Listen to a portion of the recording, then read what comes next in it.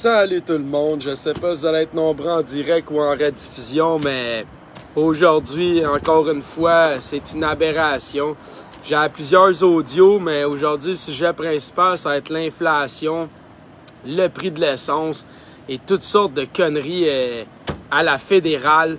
Fait qu'immédiatement, en introduction, on va tout de suite y aller d'un audio au gouvernement fédéral il y a déjà plusieurs jours, bien plus que 3 jours.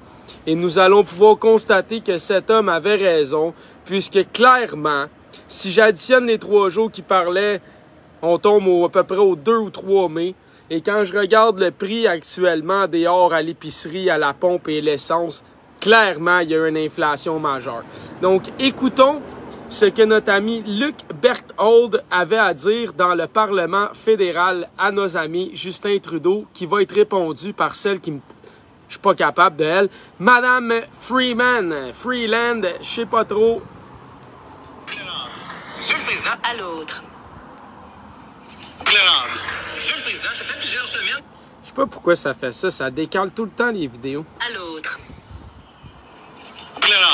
Monsieur le Président, ça fait plusieurs semaines que j'occupe ce siège à la Chambre, mais il y a une chose dont les gens me parlent beaucoup.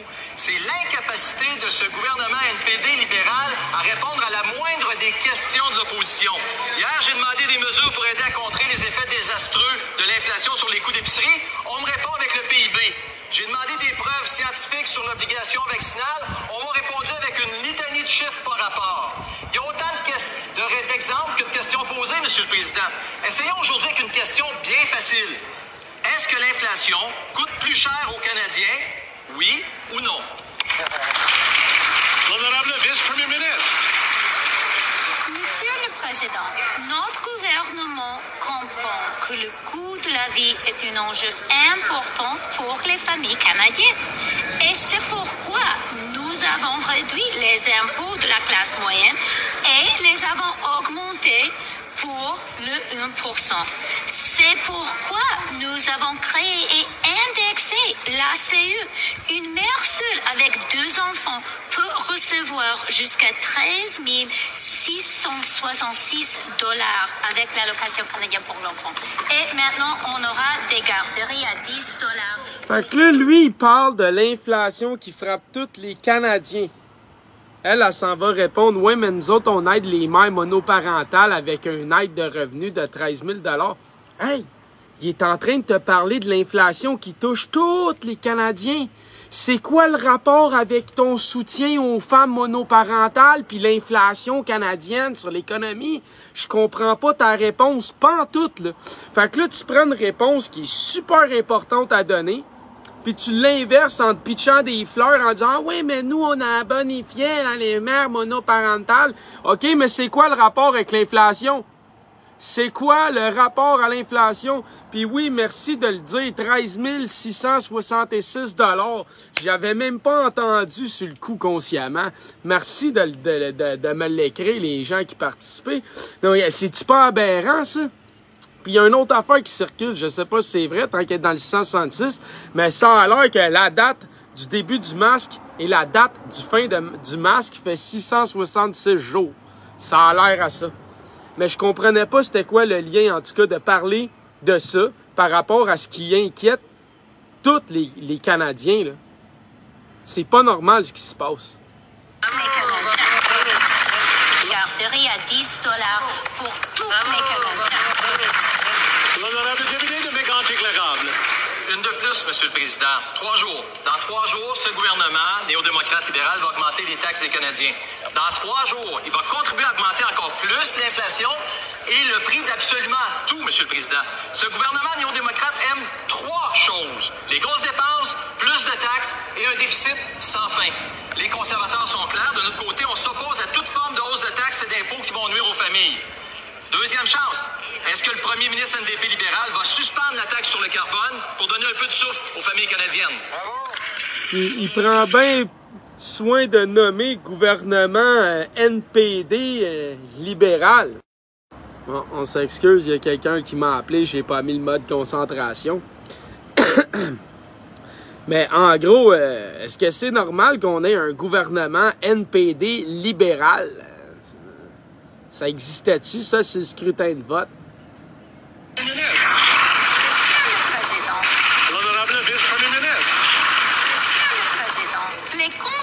Vateur continue de Je sais pas pourquoi promouvoir ça arrête pas de décaler les une vidéos. faux réussite économique. Vateur continue de promouvoir une faux réussite économique. La réalité est que le Canada est résilient et que notre économie se remet fortement de la récession du Covid. Notre PIB a augmenté de 6,1% au 4e trimestre, ce qui fait de nous la deuxième économie du... OK. Fait que le gars, il disait, « Hey, j'ai posé des questions. Ça fait 3 jours que je pose des questions. Elle me répond n'importe quoi, le PIB, le ci, le ça. Qu'est-ce qu'ils viennent de répondre? Les garderies, puis le PIB. Le PIB a monté de 6,5%.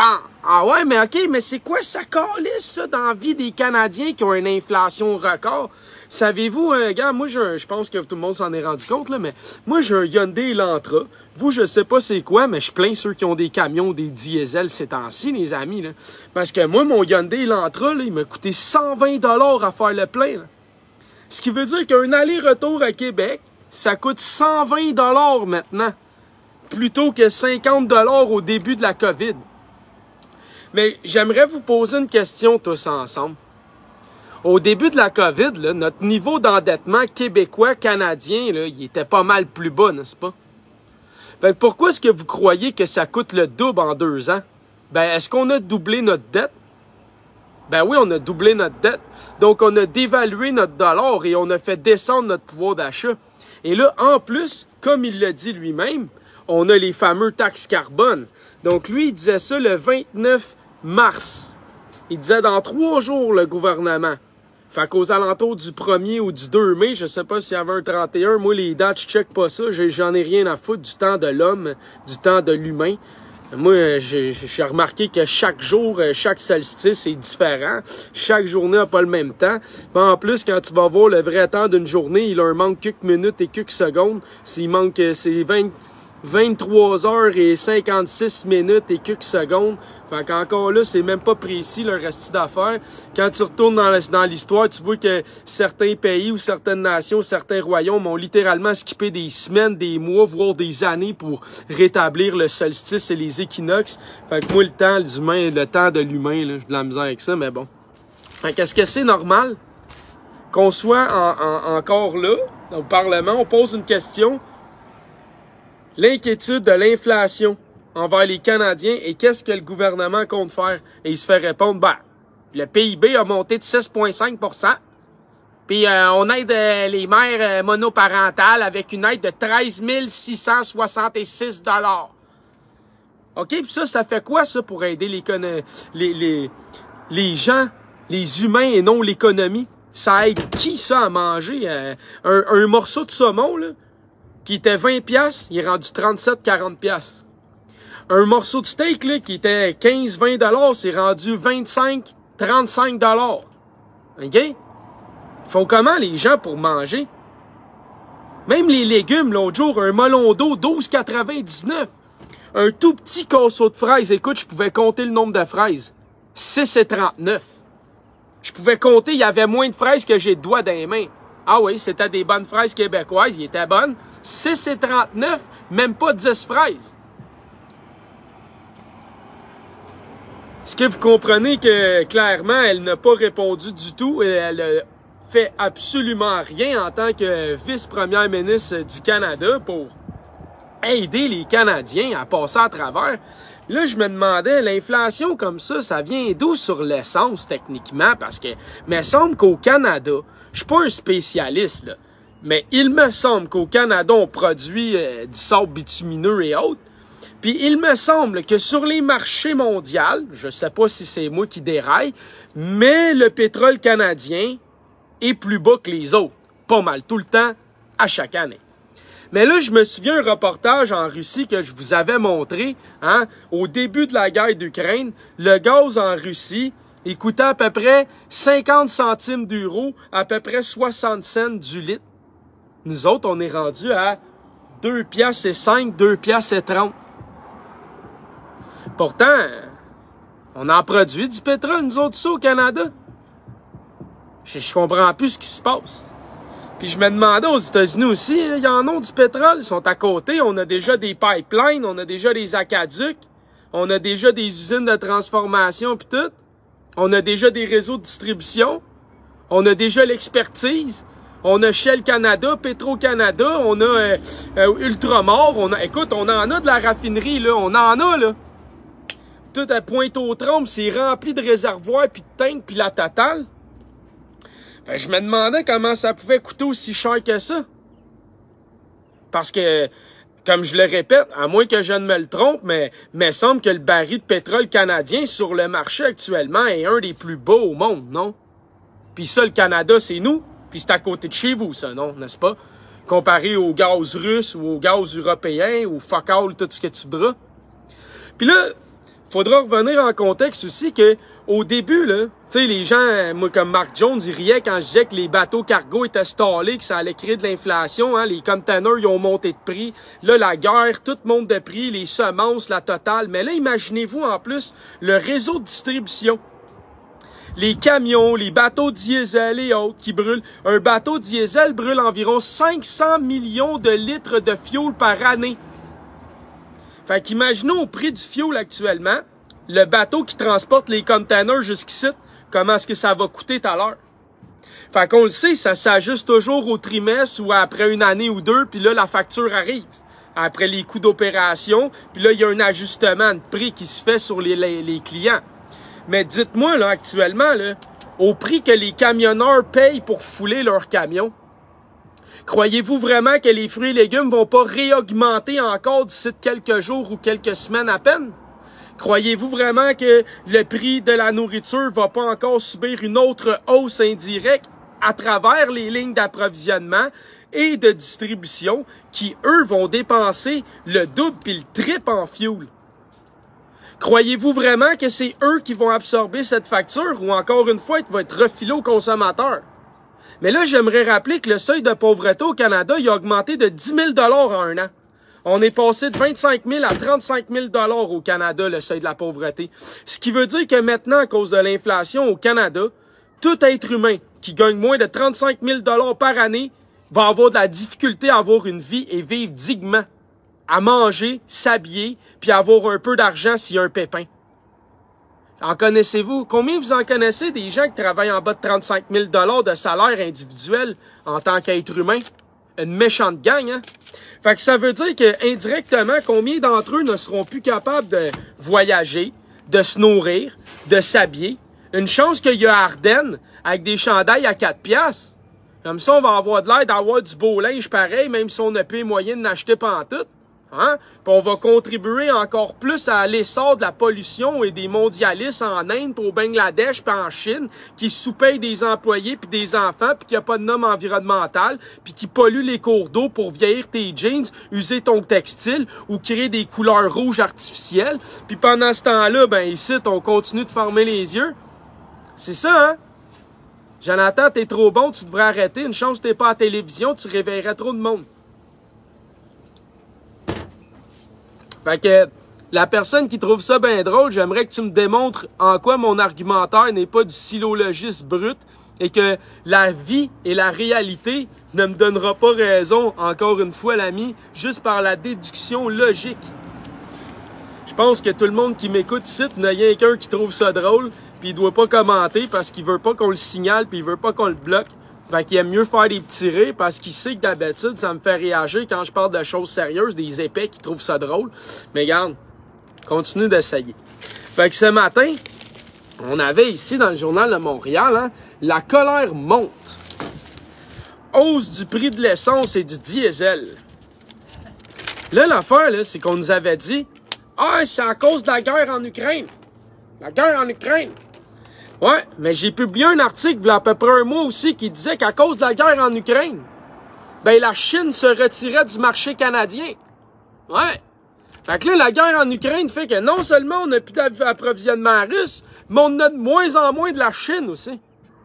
J'aimerais juste te rappeler que la Chine produit 98% des produits de consommation européenne. Canadienne, je le sais pas, mais ça doit pas être terrible parce que quand je fais Made in China en arrière des objets que j'achète, je te jure que c'est au moins à moitié facile, hein? Facile. Fait que, rappelle-toi qu'en ce moment, pourquoi on va péter 2,5 $, 3 $ le litre? C'est parce qu'il n'y a plus de marché russe puis il n'y a plus de marché chinois ici. Pourtant, ton pays, ton gouvernement, ton OCDE, l'ONU, te fait croire que c'est nous qui a fait des sanctions économiques sur eux. Elle est bonne votre joke. Parce qu'en réalité, encore une fois, c'est la population mondiale qui paye ces sanctions.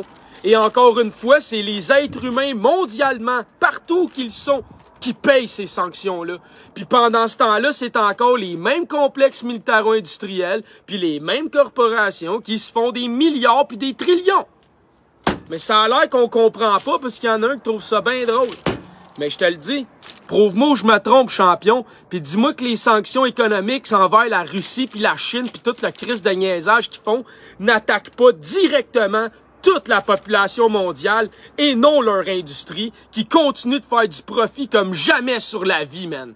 OK? Fait que dis-moi je me trompe, puis va sortir les fiches des actions puis des profits de ces compagnies-là, puis dis-moi que même les épiceries en ce moment font pas des profits records, mon homme.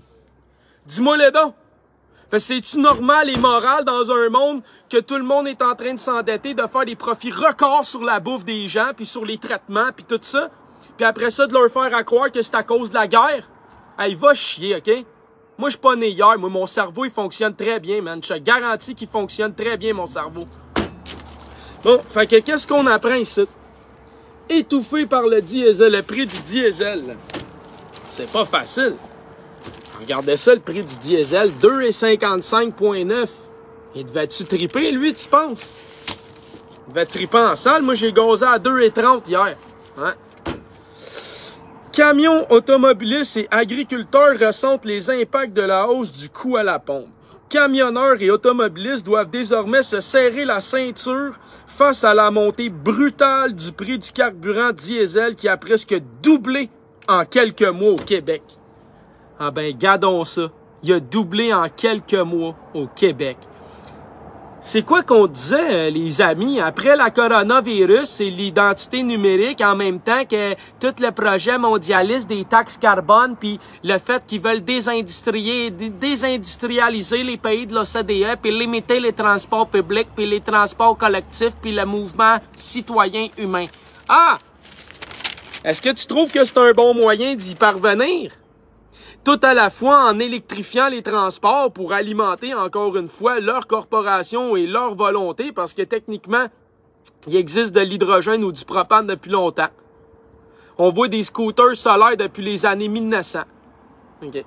La première voiture électrique, elle existait avant 1900. Okay. Fait qu'on peut s'arrêter de niaiser. Fait que comment ça se fait, là? Question de même. Qu'on n'a jamais développé des choses au propane, mais qu'on a des lifts au propane. On n'aurait pas été capable de faire des moteurs, des scooters, des tondeuses. Bon, je dis ça de même. On a annulé notre voyage, une croisière de rêve en Alaska, c'est trop risqué. Si le prix du diesel ne descend pas, on n'aura plus d'argent de côté pour les imprévus. Se désole Mike Hollister, un camionneur de l'Ontario rencontré dans une station relais à Sainte-Julie en banlieue de Montréal. Pour limiter ses dépenses, il a fait à l'avance tous ses lunchs en cuisine dans son camion. Il ne s'arrête plus pour se prendre un bon café chaud en conduisant. Mon salaire est notre seul revenu familial et avec les paiements du camion, ça devient très difficile de mettre de l'argent de côté, ajoute-t-il. 2000 $ pour un plein. L'homme de Niagara Falls remplit son camion au moins 2 fois par semaine. Chaque plein peut désormais lui coûter jusqu'à 2000 $. Après, tu penses vraiment que l'inflation de la distribution va pas encore frapper dans ton panier d'épicerie puis dans tes produits de consommation? Si le gaz, là, il a doublé en quelques mois, là, puis qu'il continue de monter, là, tous les camionneurs, là, que ça leur coûte maintenant 2000, 3000 piastres faire le plein, tu penses-tu vraiment qu'ils vont pas faire une surfacture puis une surfacturation puis qu'ils vont pas exiger d'avoir plus du kilométrage ou un meilleur taux horaire pour être capable de continuer d'opérer leur camion? Fait que moi, je te demande, là, tu crois-tu vraiment que ton inflation a fini ou ce n'est qu'un début? Et que même si indirectement ils nous disent qu'ils ont baissé la pauvreté au début de la pandémie avec le revenu de la PCU, ben indirectement la dette qu'elle a créée va créer beaucoup plus de monde dans la rue que jamais. OK? Puis étrangement, saviez-vous c'était quoi la PCU? On s'en souviendra tous, c'était la pratique pour le revenu de base universel, hein? Ouais, un revenu de base universel.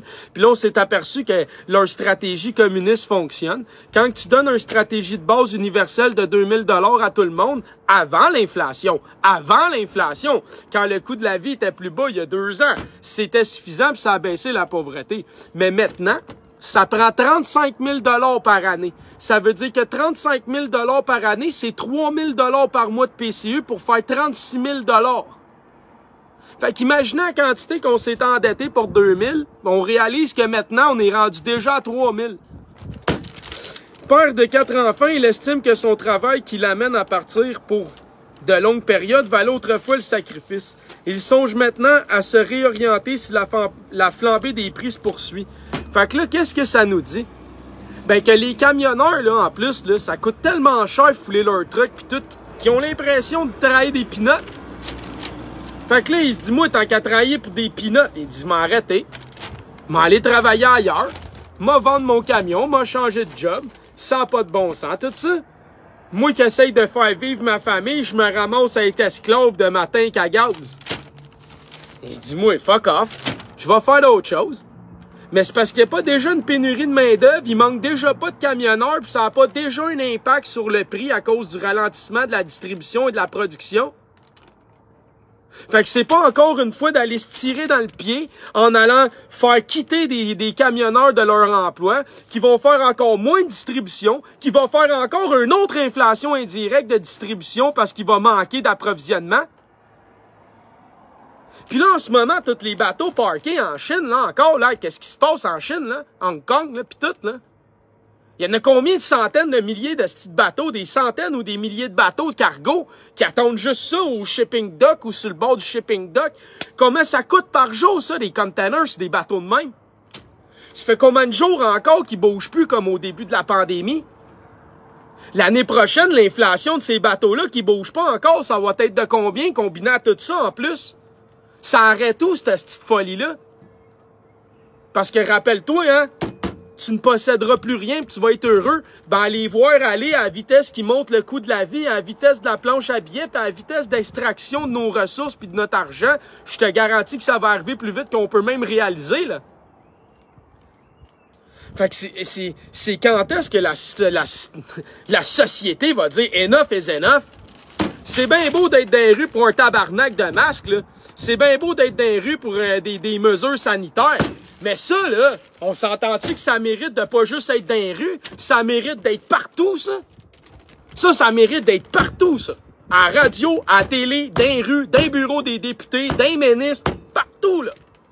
On est en train de sacrer le Canada à terre, le Québec à terre, l'économie de l'OCDE à terre. Ils sont en train de calisser les industries à terre. Comprenez-vous? C'était quoi leur plan? C'est quoi le plan carbone des mondialistes, les amis, du World Economic Forum puis tout leur fucking dôme, si ce n'est que de désindustrialiser les pays de l'OCDE? Dites-moi pas qu'ils sont pas en train d'y parvenir. Dites-moi pas que l'année passée, on nous disait pas qu'une PME sur 4 est en train de fermer boutique à cause de la COVID. Puis dites-moi pas qu'on n'a jamais eu autant de corporations mondialistes qui ont jamais eu autant de poids dans la balance. Puis dites-moi pas qu'on n'a jamais connu une inflation aussi record depuis des années, là. Même le marché des obligations puis des épargnes puis tout ça, ça fait 30 ans que c'est du jamais vu ce qui se produit. Que les obligations chutent en même temps que les actions pis tout. Ils ont jamais vu ça depuis 30 ans. Comprenez-vous ce qu'ils sont en train de faire? Parce que ça mériterait de se réveiller pas mal plus qu'un petit masque dans le visage, ça. Ça, là, ça mériterait de bouger son cul, man. Parce que c'est ça qui va enlever l'avenir à vos enfants, pas mal plus qu'un petit masque d'en face, là. Il n'y en aura plus d'avenir bientôt. Parce qu'on va tellement être endetté, puis notre argent vaudra tellement plus rien qu'on sera même plus propriétaire de notre propre patrimoine. On n'aura même plus de territoire. On va juste être des estis d'esclaves à corporation qui vont nous dire, là, vous avez pas les moyens de payer vos hôpitaux. Là, vous avez pas les moyens de payer vos écoles. Là, vous avez pas les moyens de payer vos routes. Là, vous avez plus les moyens d'opérer vos ponts navals. Vous avez plus les moyens de rien. Fait que vous allez fermer vos yeux, puis vous allez travailler pour nous, puis nous, on va vous donner un salaire de communiste, le minimum du minimum, gang de bâtards. C'est ça qui s'en vient. Puis idéalement, c'est quoi la fin de leur plan, les amis? On est des mangeurs inutiles en 2100. Allez le voir, allez lire leur plan. Dites-moi que c'est pas ça. Dites-moi que c'est pas ça. Il n'est pas le seul à pester contre le prix exorbitant du diesel. Hier, des centaines de camionneurs artisans ont montré leur colère aux quatre coins du Québec. Que ce soit pour le travail ou les loisirs, les automobilistes subissent aussi les contre-coups de cette hausse à la pompe. Sauf pour faire l'épicerie, Camilio Hoyos truck sa petite Volkswagen au diesel pour le transport en commun tant qu'il le peut. Philippe Raymond, lui, devra notamment couper dans les activités estivales. Fait qu'encore là, qu'est-ce qu'ils font? Ils détruisent l'économie parce que les gens disent, ben là, moi, j'ai pas les moyens de sortir cet été, ça coûte ben trop cher se déplacer. Fait que l'argent que j'épargnais par semaine pour me permettre une grosse activité par mois ou une petite activité par semaine ou autre, ben là, j'ai plus les moyens parce qu'elle se ramasse toute dans ma tank à gaz. Fait que là, parce que tout l'argent se ramasse dans ma tank à gaz, je pourrai pas aller jouer au mini-pot, je pourrai pas manger une petite crème glacée, je pourrai pas aller au cinéma, je pourrai pas faire whatever l'activité d'aller dans un festival, un show d'humour, ou peu importe, un spectacle, peu importe ce qu'ils j'aurais fait. Pourquoi? Ben parce qu'il le dit. Philippe Raymond, lui, devra notamment couper dans les activités estivales. Non, Chris, il y a donc bien des camions sur la rue, c'est quoi qui se passe? Là, je parle de camions, ils se mettent tous à sommonner chez nous, man. Ouais, fait que c'est ça. Tu te dis, ouais. Fait que notre ami Raymond devra couper dans les activités estivales. S'il coupe dans les activités estivales parce que l'argent s'en va dans le gaz, est-ce que ça fait rouler l'économie de quartier, ça? Est-ce que ça fait rouler l'économie de sa communauté, ça? Est-ce que ça maintient des emplois locaux, ça? Est-ce que ça soutient son milieu maraîcher, ça? Est-ce que ça soutient des emplois étudiantes ou retraités, ça? Est-ce que ça lui donne une qualité d'alimentation ou la prochaine étape, ça va être qu'il va manger des pâtes, esti, pis des ramen? Parce qu'il faudrait y dire à Philippe, Philippe, mange des ramen aussi. Puis Philippe Couillard, il y a quelques années, il nous disait on peut manger à 75 $ par semaine. Fait que là, à l'inflation, on est rendu à comment? 100, 125 $ par semaine? Fait que mange 125 $ de ramen, parce qu'écoute, sont en train de coûter 4 $ le paquet. Fait que si je serais toi, là, prévois des ramen pour un 6 mois, puis va-t'en chez Costco, puis pars avec la palette, mon gars. Tu vas être correct. Stocke ça dans ton garage. On se gâte et ce sont des exutoires, évidemment. Nos destinations camping seront modifiées en conséquence du prix du diesel. Mon camper de 220 litres est vide, donc ce serait environ 560 $ faire le plein, raconte l'homme de Québec, propriétaire d'une station-service adjacent à son garage de mécanique automobile. Fait qu'il dit, lui, il dit, ben garde, moi j'aurais aimé ça aller faire du camping peut-être jusqu'en Colombie-Britannique dans le Canada, ou en Gaspésie, en Mauricie, à Charlevoix, ou peu importe, asti. Il dit là, oublie ça, man. Il dit, je vais être obligé de rester pas trop loin parce qu'il a juste foulé mon camion. Il dit, ça va me coûter 560 $. Il dit, ça fait mal sur le budget vacances. C'est vrai que celui-là qui trouve ça drôle, lui, il doit être millionnaire, là. Parce que lui, ça a l'air qu'il y a des 560 $ de gaz puis des 2000 $ de gaz puis ça impacte pas sa vie, ça impacte pas son épicerie, ça impacte pas sa famille ou le sport ou les études des enfants. Lui, ça l'impacte pas. Lui, il est riche puis il trouve ça bien drôle, la vie du petit peuple. Fait que continue de rire, man. C'est ça. Fais-en d'autres, Small. Montre-nous à quel point tu as donc une vie supérieure et que tu mérites donc mieux. Hein? Tu devrais avoir beaucoup de pouvoir, hein? Parce que comme je l'ai dit hier et je vais le redire, dans une société humaine, libre et consciente, comment se fait-il qu'un tel mot comme pouvoir existe si nous sommes réellement responsables et autonomes, libres et conscients? Comment est-ce que le mot pouvoir ne pourrait même exister dans une vraie société humaine, libre et consciente et surtout responsable et autonome? Propriétaire d'une station, entendu là. Alain Blondeau affirme prendre de l'argent lorsque le litre est au-dessus de 2 $ chaque fois qu'un client paie par crédit en raison des frais de carte. Il perd de l'argent. Alain Blondeau affirme perdre de l'argent lorsque le litre est au-dessus de 2 $ chaque fois qu'un client paie par crédit en raison des frais de carte. Fait qu'encore là, le détaillant au commerce qui vend l'essence, il se fait voler par la compagnie de crédit du client qui paye avec sa carte de crédit. Fait que non seulement la compagnie de crédit fait de l'argent en intérêt sur la personne, ça ne paye pas à la fin du mois, mais en plus, ça fait de l'argent au détaillant sur la transaction, plus que le détaillant lui-même. Puis après, vous me dites que ces gens-là n'extraient pas nos ressources et notre cash dans leur compte de banque et leur siège social à l'étranger, qui fait dévaluer notre dollar et qui crée une inflation et une hyperinflation. Hey, je m'excuse, mais t'auras beau dire que j'ai pas fini mon secondaire, je te garantis que je parle avec un économiste haut diplômé, puis Chris, il va me donner raison sur toute la petite ligne, mon boy. Fait que tu peux bien rire du monde là qui sont pas allés à l'école, mais imagine comment moi je ris de toi qui ris de moi parce que tu comprends même pas ce que je dis pis t'es allé à la calice d'école. Fait que allume, mon homme. Mon contrat avec Sonic se termine en 2024 et je ne compte pas le renouveler. La station est là depuis 1930 et c'est la dernière avec Service Saint-Lambert. Fait qu'il dit, lui, il en a son esti de cul. Il approchait 100 ans d'opération. Il dit, moi, dans 2 ans, je ferme les valves. Ça suffit. Il dit, fuck off. J'en ai assez d'alimenter des compagnies de crédit. Ça suffit. Hein?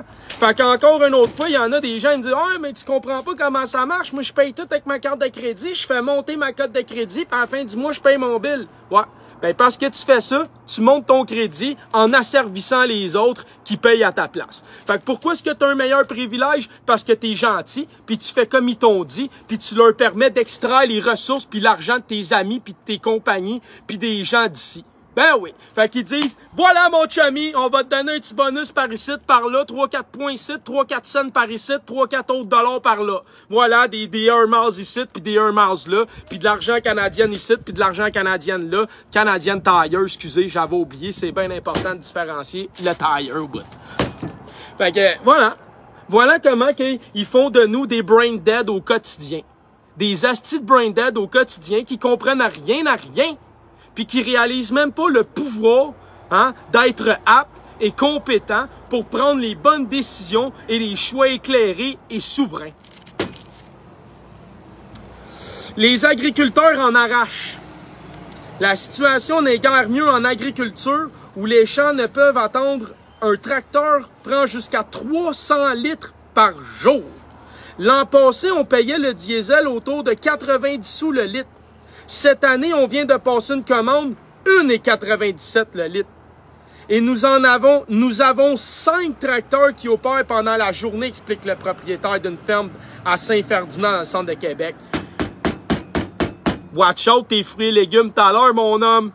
Watch out le prix pour les volailles puis la nourriture, hein, parce que le bétail puis l'agroalimentaire, ils nourrissent avec les céréales et autres. Donc, watch out le prix du steak, watch out le prix du saumon qui est dans l'aquaculture, là, je sais pas trop, la pisciculture, peu importe, quand ils font les bassins de poissons de saumon au Canada, hein, des saumons transgéniques depuis les années 80-85 déjà. Ah oui, on est passé maître dans l'or, nous autres, on est des champions. Mais, on nourrit ça comment? On nourrit ça avec des céréales et autres, hein. Bon, ben ça, c'est produit par des fermiers. Fait qu'eux autres, après ça, ils vendent ça aux gens qui nourrissent les cochons, les vaches, les poules, etc. Donc, eux autres aussi vont payer plus cher. Donc, le cochon, le poulet, le bœuf va venir plus cher. Le saumon va venir plus cher. Tout va venir plus cher encore. Mais c'était pas assez cher. Parce que là, dis-toi qu'ils payaient 90 cents l'année passée. Là, ils payent 1,97. C'est 1,7 de plus. 1,7 de plus. Il payait 90 cents l'agriculteur l'année passée. Là, il paye 1,97. Son tracteur consomme 300 litres. 300 fois 1,7 de frais fixes de plus d'opération pour la même quantité d'énergie, le même travail de fait par le même sacrement de tracteur. Enfin, j'espère que tu comprends que lui, son coût d'opération, il vient de faire x2 fois 2,10. Facile. OK? Fait que si son coût d'opération vient de doubler, là, 2 à 2,10, 2,20, là, on arrondit, tu penses-tu vraiment que ton asti de légumes va pas te coûter au moins 2 fois plus cher d'ici la fin de l'été, toi, champion? Moi, je te pose la question, c'est-tu moi qui est juste trop intelligent pour la population du Québec ou il y a du monde dehors concerné puis qui vont se lever le cul tabarnak puis qui vont faire quelque chose? Y a-tu quelqu'un ici? Y en a-tu des humains conscients encore au Québec ou y en reste juste une poignée, câlisse? C'est quoi, on est rendu à peu près 42 au Québec de conscients? Je comprends pas, man. Sont où les millions de Québécois dans la rue? C'est pas important, ça. C'est pas important, ça. Ben non, voyons donc, Jonathan, on s'en calisse. Mais tout le monde courait dans la rue pour un petit masque, esti. Tout le monde capotait, le Québec s'est levé, esti, 2 400 000 Canadiens, esti, en Ontario, pis tout, pour un fucking masque. Mais pour ça, personne. Tout le monde s'en tabarnak de ça. Après ça, les gens me disent, Jonathan, t'es pas fin, arrête d'attaquer les gens. C'est les gens qui m'attaquent de par leur inaction. Ils font en sorte que je me ramasse dans un mode de vie invivable, insoutenable, immoral, qui contraint même au respect du règne du droit et du bien vivre ensemble. Puis après ça, ils viennent me faire chier en me disant, Jonathan, t'es pas gentil, tu parles fort, tu nous agresses, tu dis la vérité d'une manière brutale. Hey, c'est ma vie qui est rendue brutale à vivre avec des astis de Walking Dead. Hey, check ça. Un autre asti défunt direct, la tonte de gazon 30% plus cher. Les entrepreneurs là, qui commencent à calculer vos estimés de service de l'été puis qui voient le fioul à 3 piastres bientôt, là, ils disent « Wow, je mangerai pas mes bas puis je ferai pas farmer mon entreprise, moi. » Fait que soit tu t'achètes une tondeuse électrique, soit tu t'achètes, comme nos ancêtres avaient, juste un rouleau de lame que tu pousses puis qui coupe puis ça coûte pas de gaz. Hein? C'est-tu fucked up, ça? Comment ça se fait qu'on n'a pas tous des rouleaux de même pis qu'on a des sacrifices de tondeuses à gaz pis à essence pis à huile, nous autres, les Touki, quand Steve, là, 100 ans, il y avait rien que des rouleaux à lame qui poussaient, qui étaient moins lourds souvent que la tondeuse, puis ça coupait mieux que la tondeuse. Oh, Jonathan, regarde, l'environnement, c'est important. C'est pour ça qu'on a décidé de faire des moteurs à 2 temps, 4 temps, puis sacrer ça de l'huile un peu partout, puis des moteurs, puis du métal, puis tout ça, man, fabriquer tout ça, distribuer tout ça, extraire tout ça, transformer tout ça, plutôt que juste faire des rouleaux à lame éternels quand t'as juste à les affûter, tabarnak! Ça, c'est l'évolution, l'ingénierie, le summum du summum de l'élite de l'élite. Ah, j'ai du plaisir en sacrament, je lâche pas. Salut mon homme. Ouais, fait qu'écoute, moi je vous le dis là, j'espère que vous comprenez que j'essaie de faire depuis le début de cette calice de COVID-là, man. Puis j'espère que vous allez suivre la réalité du mouvement qui n'était pas les mesures et le masque. Ça, c'était le starter pack. Ça, c'était le starter pack pour les gens, pour créer la communauté. Là, on l'a, la communauté, là. Fait que laissez-vous pas détourner, là, parce qu'il y aura plus de couches dans 4 jours. Des enjeux pis des raisons de les coller dehors, il en pleut, man. 394 par minute, OK? Bon. Fait qu'on a une dernière page à lire ensemble. Hey, je pense que c'est populaire. Aujourd'hui, on est rendu à 402 en plein après-midi. 400. Hey, lâchez pas. On s'amuse. La vérité. Puis la vérité aussi, rapidement, ben, je viens de voir les titres boursiers chuter en haut. Faites-vous-en pas. Surtout si vous venez d'investir. Normalement, tu investis pour environ 50 ans. Les marchés d'ici de 50 ans vont avoir leur prix. Ne panique pas, ne vends pas. Et j'aimerais même te rajouter une chose. Quand les marchés sont aussi bas, c'est le temps d'acheter. C'est le temps d'acheter. C'est le temps d'acheter. Donc, c'est au plus bas en ce moment et ça descend. Achète. C'est sûr que ça va remonter. Regarde historiquement, puis dis-moi que c'est pas beaucoup plus haut que ça l'était avant. Même s'il y a eu des chutes plusieurs fois dans leur histoire. Donc, sois patient. Puis si tu as de l'argent, c'est le temps d'investir.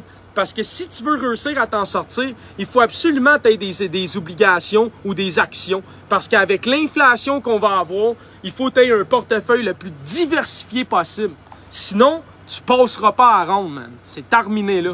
Fait que si vous avez les moyens puis que vous avez travaillé fort, ou que vous avez une famille chanceuse, ou peu importe, vous avez une bonne étoile, vous le méritez, mais investissez-les correctement. Soyez patient, puis ne tombez pas dans le panneau.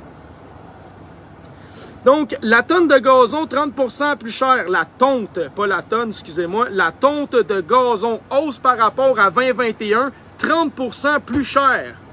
Agence QMI. L'augmentation du prix du carburant aura des répercussions sur les coûts liés à l'entretien des terrains et pour les entrepreneurs qui offrent ce type de service. Les prix ont été revus à la hausse. On n'avait pas le choix de revoir les prix. C'est difficile de prévoir avec l'inflation qu'on connaît, a mentionné Michel Leblanc, le propriétaire d'entreprise Ami. Mais là, attendez ça, les amis.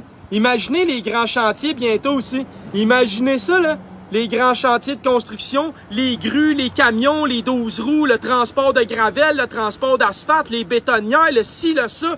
Imaginez-vous le coût et le surcoût de tous les chantiers de construction, résidentiels ou publics ou d'infrastructures. Regardez bien le coût boomé. Comment ça coûte tous ces camions-là sur la route et la voirie, l'entretien municipal des rues et autres, avec les balais brosses puis toutes les choses comme ça qu'on utilise au diesel. Combien de camions municipaux? Combien de camions puis d'autos de police? Ça va tout coûter le double aux contribuables de fouler ces véhicules-là, les amis, hein?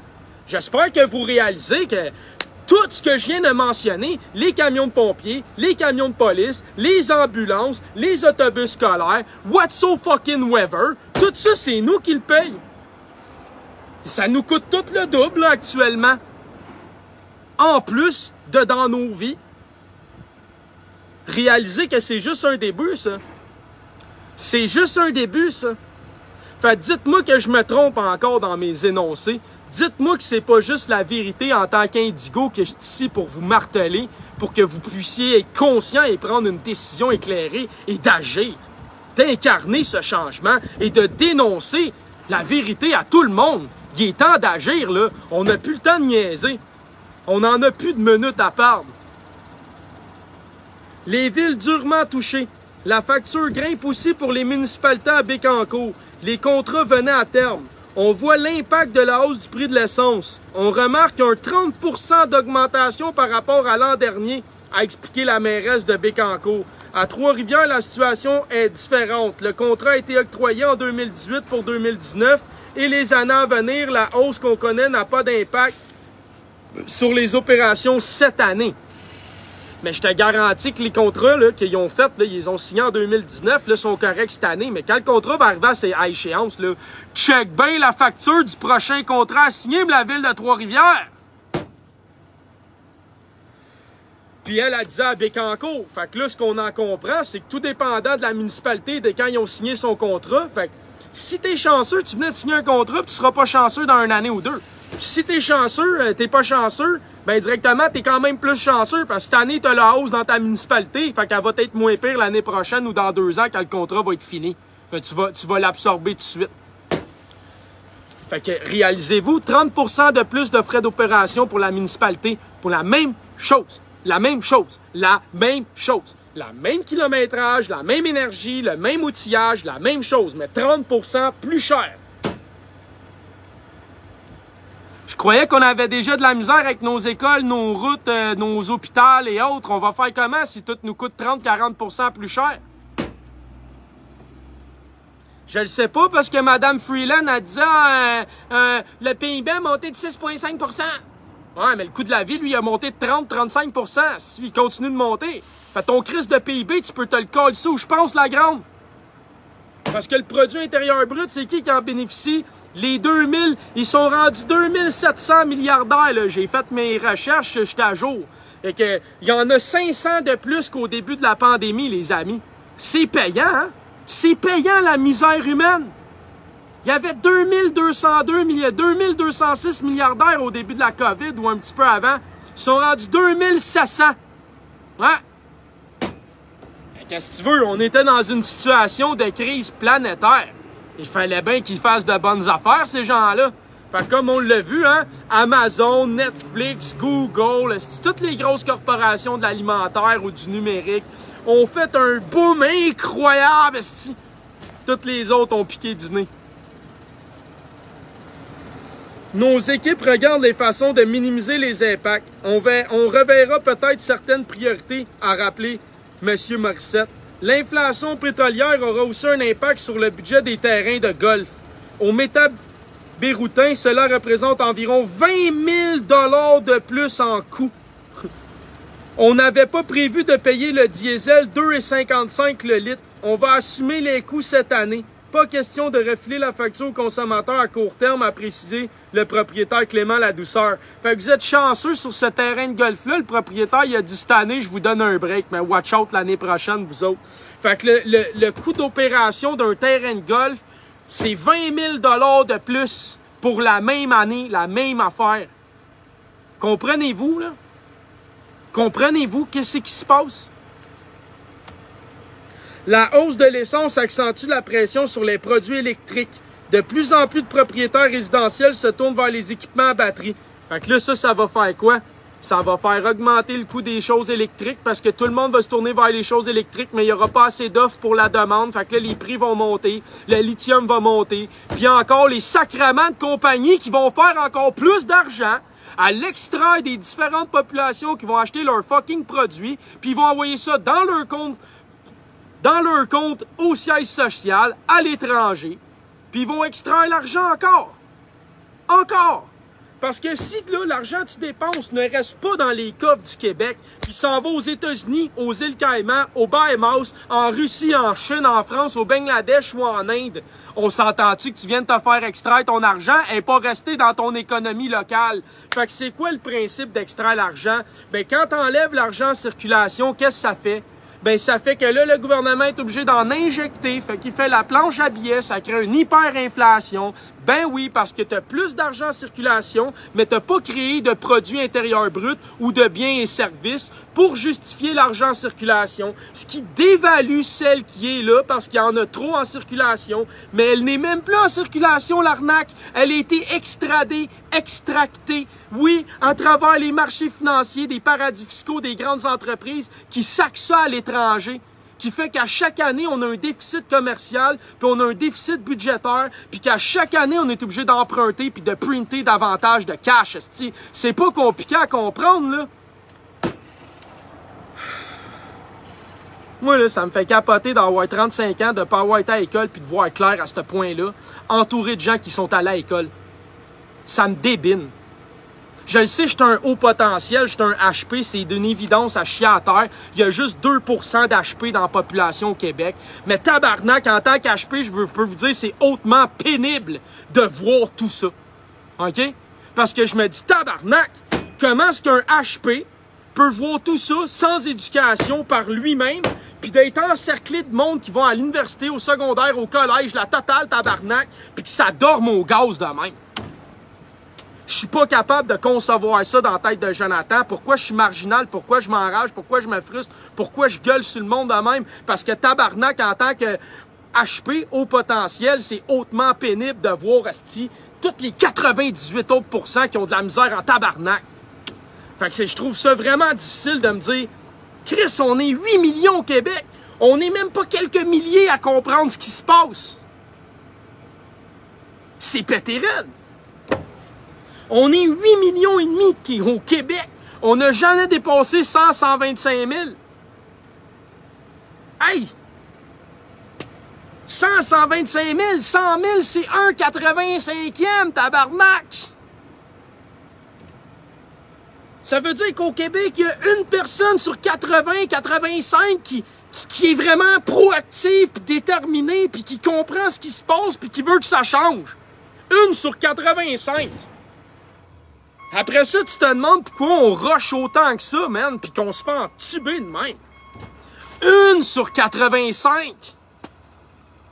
D'après moi, on avait des génétiques supérieures, hein, comme il dirait Hitler. On a été favorisés par la nature, leur endoctrinement, leurs produits chimiques, puis leur zone électromagnétique, puis leur propagande, ça n'a pas marché sur nous autres. Puis nous autres, ben, ça a l'air qu'on est 1 sur 85. C'est qui leur donne un magnifique résultat de 84 brain dead pour 85 humains.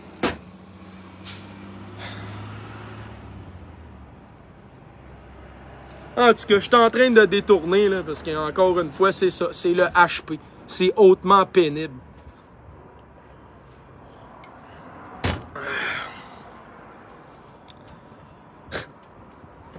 Regarde-moi ça en plus, qui c'est qui nous confirme ça? Les produits à batterie ont gagné en popularité, a confirmé Jonathan Desmarais.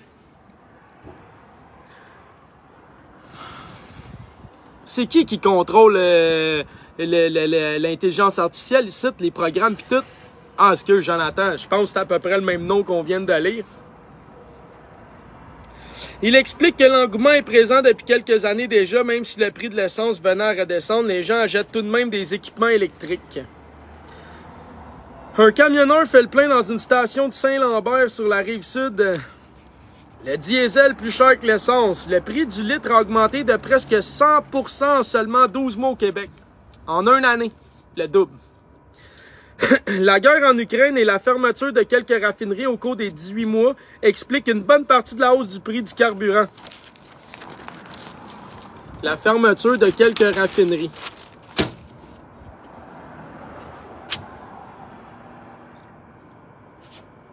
C'était quoi déjà, je disais tantôt, le plan de carbone? Ah oui, désindustrialiser l'OCDE. La fermeture de quelques raffineries. Allô? Hein, le prix du gaz coûte plus cher. Hey, check bien ça, encore un petit cours d'économie simple. Offre, demande. Qu'est-ce qui arrive si tu fermes des raffineries en même temps que la Russie et la Chine arrêtent de t'approvisionner? Tu viens de faire une méchante pression sur la quantité d'offres par rapport à la demande. Donc, tu viens de faire exploser les prix. Pow! Ah, Jonathan, arrête de donner leurs secrets. Fait que là, étrangement, on a fermé des usines, puis pas longtemps après, on a une guerre avec la Russie, puis pas longtemps après, la Chine se retire de notre marché, puis là, c'est en train de crisser l'économie à terre bien raide. Mais étrangement, tout ça concorde avec le fait qu'ils voulaient désindustrialiser l'OCDE pour à peu près le temps qu'on est rendu, 2023-2025. Pose pas de questions, parce que t'as bien raison. Je dis n'importe quoi, moi. Je dis n'importe quoi, moi. T'as bien raison. Le diesel qui devrait arriver ici n'arrive plus, résume Pierre-Olivier Pinault, professeur titulaire de la chaire de gestion du secteur de l'énergie HEC Montréal. Moi, qui me font capoter quand ils écrivent 3 paragraphes, style, regarde, on s'en fout, dit, le gars, il fait ça, il travaille là, point. Non, du gros lichage de titre. Comme le parc automobile européen est davantage axé sur le diesel que le nôtre, et que l'Europe tente de réduire au maximum ses achats auprès de la Russie, le vieux continent demande beaucoup de diesel non russe.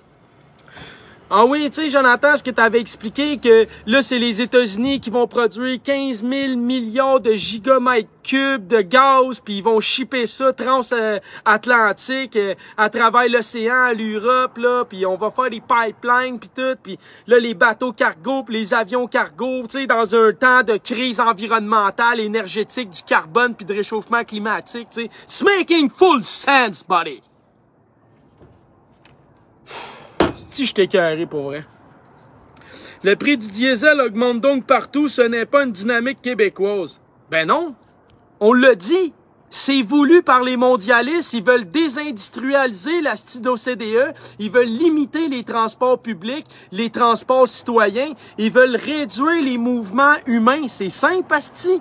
C'est écrit dans leur agenda. Ça fait combien d'années c'est planifié ça, tabarnak? C'est juste moi qui les ai lus, les plans, parce qu'il y en a un qui rit encore. Lis pas. Va surtout pas lire les plans, parce que je te le dis, tu trouveras plus ça drôle, parce que tu vas réaliser que t'es drôle de nier ça. Parce qu'ils le disent eux-mêmes depuis des années, partout dans leur meeting, dans le G20, partout, man, dans le G7, le G8, le G9, le G12, le G20, le G2. Ils sont partout, OK? Puis ils disent toute la même affaire. Puis étrangement, tu sais qu'est-ce qu'ils nous disent? Nous autres, on n'atteindra pas nos cibles, mais la Chine, l'Inde et autres pays du genre que je ne saurais nommer ne feront aucune cible. Et ils vont même augmenter la pollution et la production. Je ne sais pas si c'est moi le raisin, mais c'est parce qu'à mettons ici au Québec, on arrête de polluer, OK? On arrête. On est 8 600 000. On va nous arrondir ça à 10 millions, OK? On va dire on est 10 millions au Québec. Puis on arrête toute la pollution, OK? Mais là, en Chine et en Inde, eux autres, là, sont 2,5 milliards de personnes dans ces deux pays-là. Eux autres, ils ont-tu l'intention d'arrêter? Pas en tout. Fait que là, si 300 millions d'Américains avec 30 millions de Canadiens puis peut-être 500 millions d'Européens pour à peu près 1 milliard d'humains, en 50-60 ans, ont scrappé la Terre. Puis que tu laisses 2,5 milliards de Chinois puis d'Indiens d'Inde continuer de consommer puis de polluer comme nous on a fait pour encore 30 ans. It's making sense to you?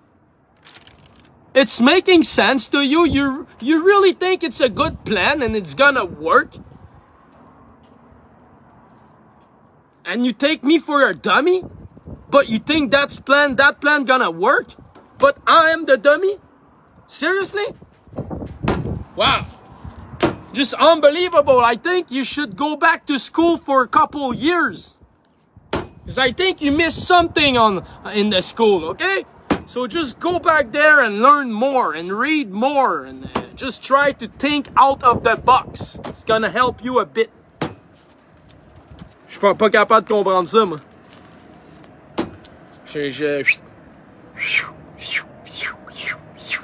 Hein?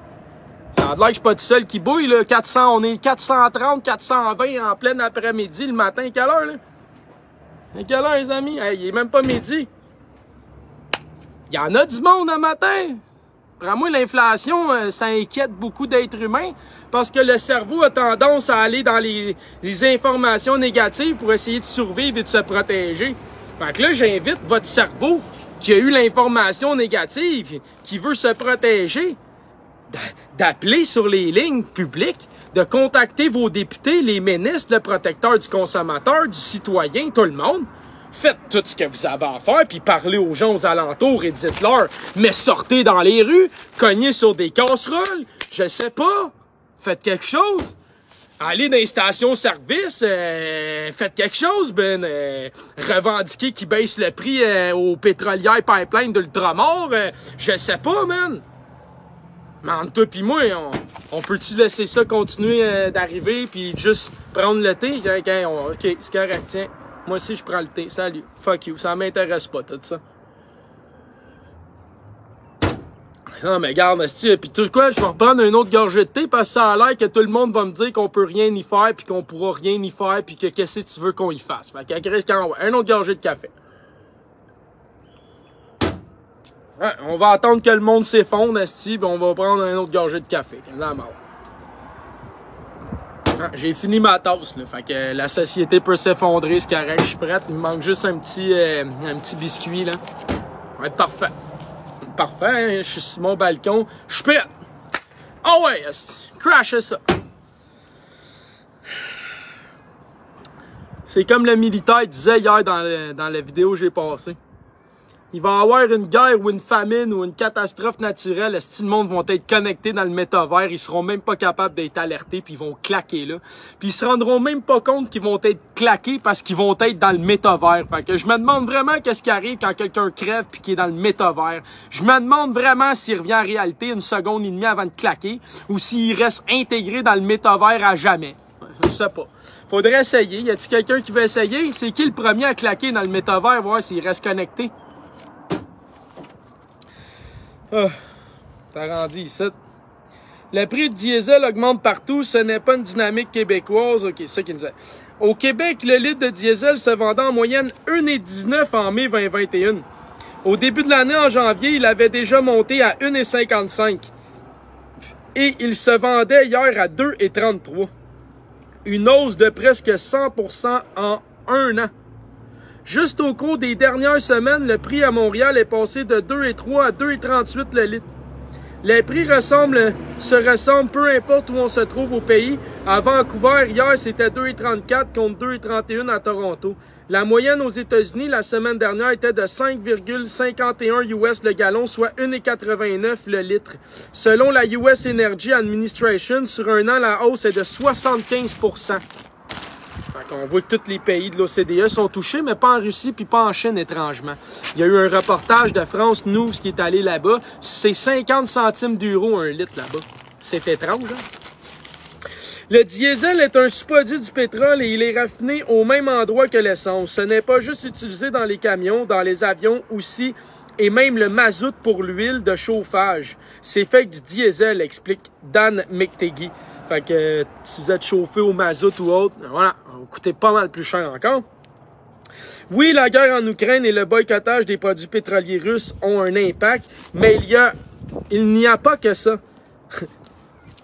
Et le boycottage des produits pétroliers russes. Ah, il est en train de dire que c'est nous-mêmes qui créons cette inflation monstre-là en refusant de commercialiser avec les Russes et en fermant les quelques raffineries qui nous disent en haut? Ah, excuse, Jonathan, tu comprends trop l'information, ferme donc ta gueule. Mais comme j'ai dit tantôt, je pensais que les sanctions, c'était contre eux. Ben non, c'est nous qui se privent de leur offre et que là, ça crée une surdemande pour l'offre. Ah, excuse, Jonathan, là, arrête, tu dis pas la version officielle. Il n'y a pas assez de production. Il cite la fermeture de la plus importante raffinerie de la côte est des États-Unis, la Philadelphia Energy Solution en 2019, ou encore celle de la raffinerie Come by Chance à Terre-Neuve et Labrador en 2020. Au total, la côte est a perdu le quart de sa capacité de production de diesel et c'est impossible d'avoir recours à l'Europe comme l'an passé, poursuit l'observateur de longue date du prix du carburant. Fait que l'année passée, on va fermer nos raffineries, nous autres, on va alimenter l'Europe. Là, la guerre d'Europe pète, là, c'est l'Europe qui dit « Ouais, mais là, c'est vous autres qui devez nous approvisionner, puis nous autres, on veut plus prendre le gaz russe. » Fait que là, on vient de coller tout le monde dans la crise de marde raide. Pourquoi? Parce qu'encore la gestion. Encore le lobbyiste, encore le cash, encore la collusion, encore, man, esti, la miracle. On shut down en 2019 le quart de la production des États-Unis de diesel. 2 ans après, l'Ukraine rentre en guerre, puis là, bang, on est dans la crise de marde raide. Viens donc me faire à croire à moi que c'est pas tout planifié, ce calice. Puis c'est quoi le but de fermer les raffineries? C'est quoi le but de fermer les raffineries? Hey, Jonathan, c'est vrai, tu leur dis tantôt, puis tu vas le redire encore. La désindustrialisation des pays de l'OCDE. Ah! Fait qu'ils ont réussi à shut down le quart de la production de diesel juste aux États-Unis. Est-ce que ça aurait un lien avec le prix d'augmentation à la pompe? Je pense que oui, moi, c'est drôle, là. Si je te dis là, que tu produisais 1 million de barils par jour, puis là, tu en produis 750 000, ça fait 250 000 barils par jour de moins, ça, dans le marché, mais il y a toujours de plus en plus de demandes pour le pétrole.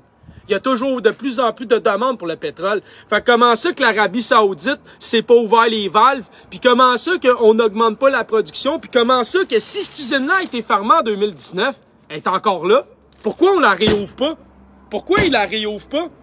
Pourquoi il la réouvre pas? Elle est là, les infrastructures sont là, la bâtisse est là. Chris, elle est toute bien pas disparue en 2 jours tout seul ou en 2 ans tout seul. Là. Il y a plein d'endroits dans le monde, asti, que c'est des usines désaffectées depuis 50, 60 ans, sont encore là, tabarnak. Viens pas me faire accroire à moi que en 1 année ou 2, on n'est pas capable de repartir la machine, ou en quelques mois, si on mobilise l'industrie de la construction, puis qu'on renvoie de la main-d'œuvre dans la bâtisse. Fait que comment ça se fait qu'on n'entend pas parler de la réouverture de ces endroits-là pour compenser et désinflationner le prix à la pompe des citoyens mondialement? Posez-vous là la question, puis venez me dire que ces gens-là travaillent pour vous. Hey, fuck you, OK? Puis ici, à Terre-Neuve, au Labrador, pourquoi on l'a fermé en 2020? Pourquoi on la réallume pas? Pourquoi Trudeau, il en parle pas de la réallumer? Pourquoi il n'augmente pas la production des sables bitumineux ou whatever? Parce que de toute manière, il va nous dire hey, l'environnement, le carbone, OK, mais la Chine puis l'Inde, eux autres, ils n'ont aucun plan puis ils continuent d'accentuer. Fait qu'on peut-tu arrêter de niaiser? Fait que si eux autres, ils scrapent la planète, on va-tu pouvoir vraiment la sauver? Je pense pas. Fait que entre toi puis moi, ça change quoi rendu là? Fait que si vous voulez vraiment sauver la planète, au lieu de nous taxer, là, Chris, planter des arbres, planter des fruits, planter des fleurs, puis augmenter la vie végétale, qui va augmenter la vie animale, la vie des insectes et aquatiques et autres. Mais venez pas nous faire chier. Ça, c'est un non-sens.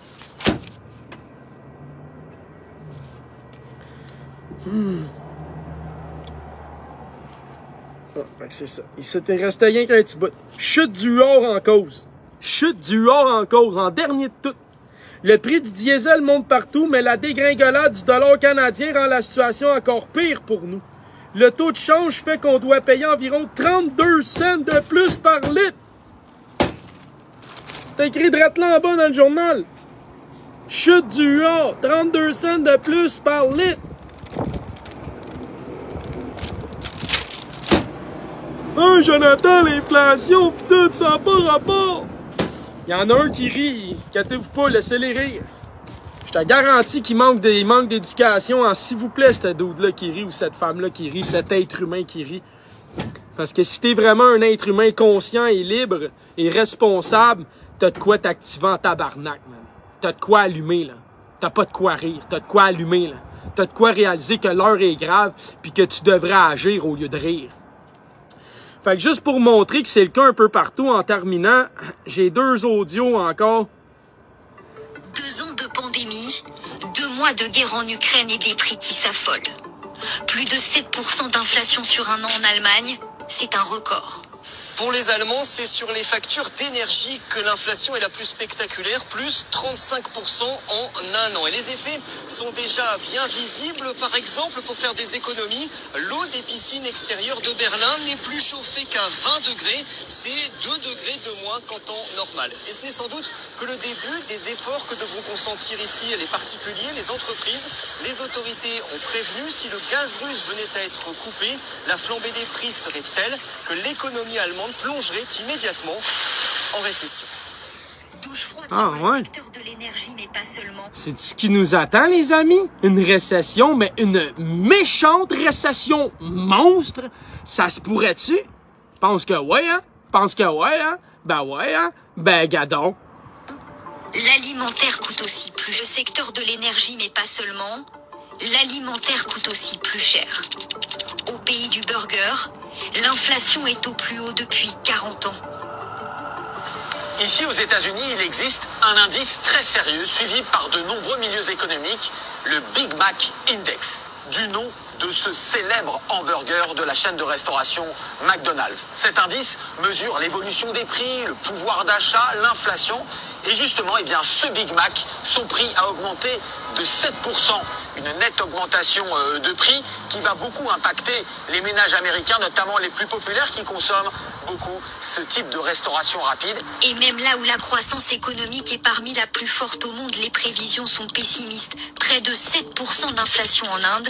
Le principal importateur d'huile de cuisine perçoit déjà la flambée. Nous sommes au cœur du vieux Delhi, là où les vendeurs de rue pullulent. Et ici, l'inflation a une conséquence directe sur leurs affaires. Le prix de l'huile de tournesol qu'ils utilisent pour faire frire leurs produits a explosé de 19% en un an. Rendez-vous compte, cette bouteille qui coûtait l'an dernier 2,80 € se vend aujourd'hui 3,40 €. Cette hausse des prix coûte cher à ces petits vendeurs, mais pèse aussi sur le porte-monnaie des foyers indiens, alors qu'ici en Inde, 2/3 de la population vit avec moins de 2 € par jour. Pour tenter de stabiliser les prix, certains pays augmentent leur taux d'intérêt. Pour stabiliser leurs prêts, certains pays augmentent leur taux d'intérêt. Ah oui, comme celle du Canada, qu'on va augmenter notre taux directeur 7 fois dans l'année, ou au minimum 3 fois dans l'année, qui a déjà augmenté 2 fois cette année. Ah oui, ce qui met encore plus de pression sur les gens qui ont du crédit ou des hypothèques ou autres. Encore une autre façon d'aller sacrer les familles et l'économie des êtres humains à terre pour les faire marcher à plat ventre, parce que moins tu as d'argent, moins tu manges bien, et moins tu manges bien, plus que tu es malade, plus tu nourris le système pharmaceutique. Puis c'est une belle chaîne qui tourne, hein? C'est une économie, ça le dit, économie. T'es pas là, nomie là-dedans, c'est ça. Hein? Calisse qu'on a du fun. C'est le chaos en Chine. À l'image de ces routes à Zhengzhou, 10 millions d'habitants, ils viennent d'apprendre qu'ils seront confinés. Précipitation dans les supermarchés. À Shanghai, les routes sont toujours désertes. Les habitants cloîtrés. L'économie de toute la ville est au point mort. Aucun commerce de proximité, centres commerciaux, restaurants ouverts. Les banques sont fermées depuis plus de 6 semaines. Consommation et services en berne. Seules des entreprises dites essentielles fonctionnent à nouveau. Celle-ci fait des semi-conducteurs, c'est la deuxième plus grande du pays. Mais depuis des semaines, les employés travaillent, se distraient et dorment sur place. C'est une condition. La demande mondiale en puces électroniques explose.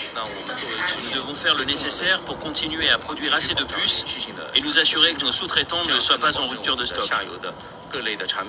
Cette autre entreprise est française, installée en Chine en 2005, à Tianjin, ville récemment déconfinée. Ici, on fabrique des machines spécialisées. Pendant des semaines, pour fonctionner, les employés ont dormi dans les bureaux. Je suis inquiet sur la durée que pourrait prendre la pandémie et sur les mesures de contrôle. Si nous en arrivons à compter ces restrictions en mois, cela aura un impact terrible sur notre entreprise. Impact de la stratégie zéro Covid, inquiétant pour les entreprises et toute l'économie du pays. Toutes les chaînes d'approvisionnement sont bloquées. Les ports, comme ici à Shanghai, fonctionnent au ralenti.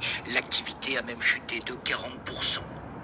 L'activité des ports de Shanghai a chuté de 40%. Il y a 2 jours par France Info. Vous trouvez que l'inflation, je vous le dis, a fait que commencer l'inflation. Tout est lockdown, Tout est fermé, comme v'là 2 ans. Les ports, les industries, les employés, tout tourne au minimum, les amis. Est-ce que vous comprenez que c'est rien ce qu'on a vu comme inflation? C'est une blague. C'est ridicule comparé à ce qui s'en vient d'ici l'année prochaine. Je vous le certifie, moi. OK? Ris, mon homme, ris, l'être humain, ris, mais je te souhaite d'être millionnaire de vrai, parce que tu riras pas, tu mangeras plus, toi non plus. Les containers à destination de l'Europe de 40%. Les containers à destination de l'Europe et du reste du monde mettaient 5 jours à être embarqués sur les bateaux au mois de mars. C'est 12 jours aujourd'hui. 5 jours au mois de mars, c'est 12 jours aujourd'hui. OK? C'est 2 fois et demi plus de temps. À combien de milliers de dollars par jour par container, le style Tookie qui trouve ça bien drôle? Il y a des limites à être stupide sur Terre. Il y a vraiment des limites à être stupide sur Terre. Même une fourmi, une termite et une abeille a plus de sens de bien vivre ensemble, de code moral et de respect de la loi naturelle que ce style Tookie-là qui rit, man. Même une fourmi puis une termite, esti, c'est plus conscient que ce crétin-là d'humain qui rit ici sur ma chaîne. C'est capoté. Même une abeille. Ça a plus de sens de bien vivre ensemble et du devoir envers sa collectivité, sa communauté, que ce style Tookie-là d'illettrés qui trouve ça drôle sur ma chaîne. C'est capoté de voir ça. Même un groupe de singes, esti, a plus de bien vivre ensemble et de respect moral et de respect communautaire et de l'intégrité de son groupe que ce style d'illettrés-là qui rit ici de tout ça. Tu réalises-tu de quoi t'as l'air? Même les chiens au parc, mon gars, ils ont plus de respect que toi envers les autres sortes de chiens. Ils s'arnifent le cul puis ils s'acceptent. Toi, tu débarques ici, tu fous à mort partout puis tu trouves ça drôle. Chaque mois confiné correspond à un demi-point. Selon nos estimations, chaque mois confiné correspond à un demi-point en moins de croissance. Chaque mois confiné contribue à être un demi-point de moins en croissance. Un demi-point de pourcentage de PIB dans la croissance économique d'une année, c'est incommensurable! Fait que trouve ça drôle, man! Surtout 0,05% dans un pays comme la Chine qui produit presque tout pour tout le monde sur Terre. Asti que c'est drôle! Puis oui, je veux bien le flusher, mais ils commandent pas. Ils commandent pas parce qu'ils sentent tabarnak qu'ils se font tout bloquer à Star, man. Je te dis, tu irais voir la liste de gens bloqués dans Jonathan, je pense que je suis rendu à 300 quelques noms. Ouais. Il y en a en sacrament des fake accounts pis des hosties de trolls ici. J'ai beau d'en bloquer en quantité industrielle, mais ils se font des comptes puis là, ils commandent plus parce qu'ils savent, fait qu'ils viennent ici, mais ils rient.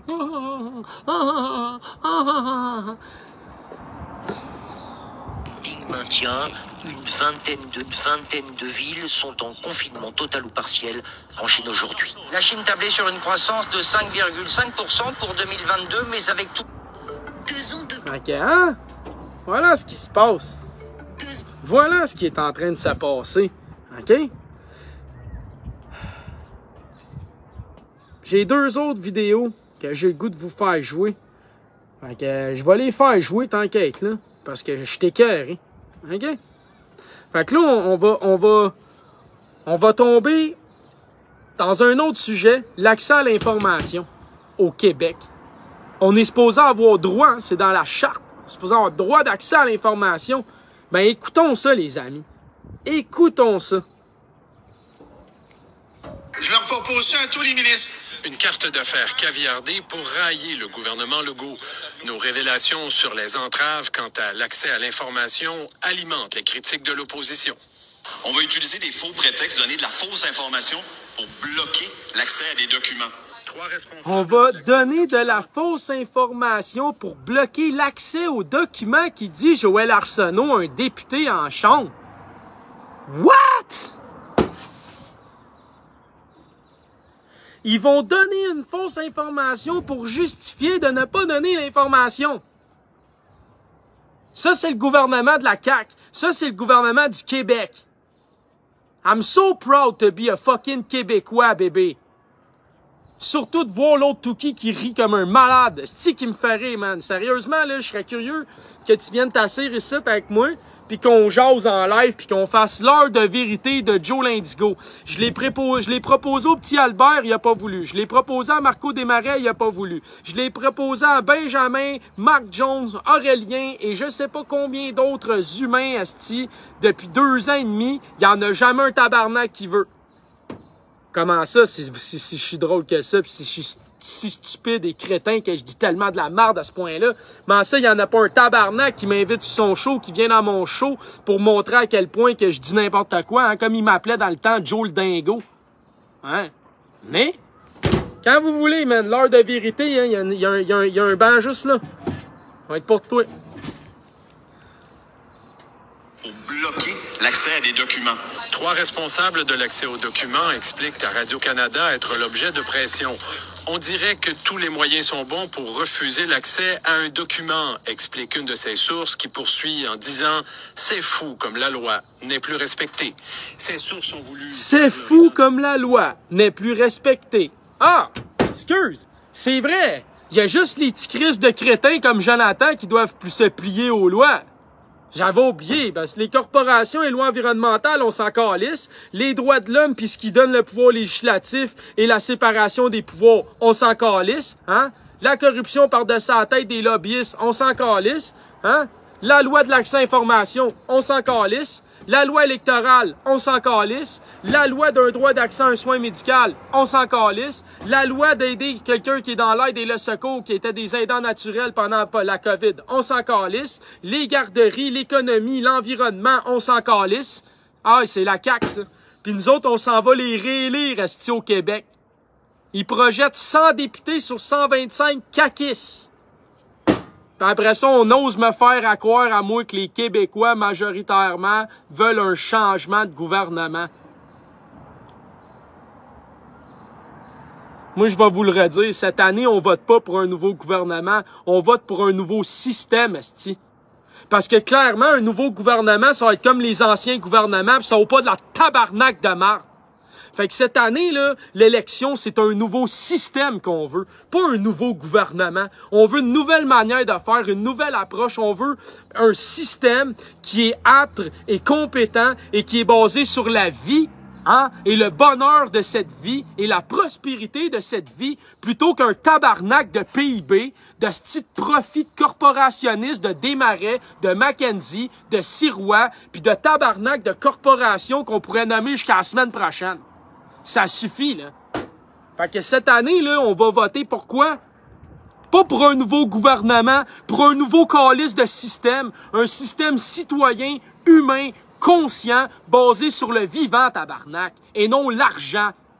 J'espère que vous comprenez pourquoi je me lance dans cette petite piège de manger de marde-là. Parce que moi, je vais en mettre en estime ma tête là-dedans, man, avec mes antécédents puis mon passé. Quand ils vont voir qu'il y a du monde qui ont l'intention de voter pour Jonathan, ils vont me crucifier sur la place publique, man, en insultes puis en attaques de toutes sortes, comme on le voit déjà depuis 2 ans. Fait qu'imaginez-vous quand ils vont commencer à réaliser que Jonathan, il va être élu en Beauce, il va me faire attaquer sur un tabarnak de temps. Puis je fais ça pour vous autres parce qu'on veut un nouveau système, câlisse. On en a assez des gouvernements, nous autres.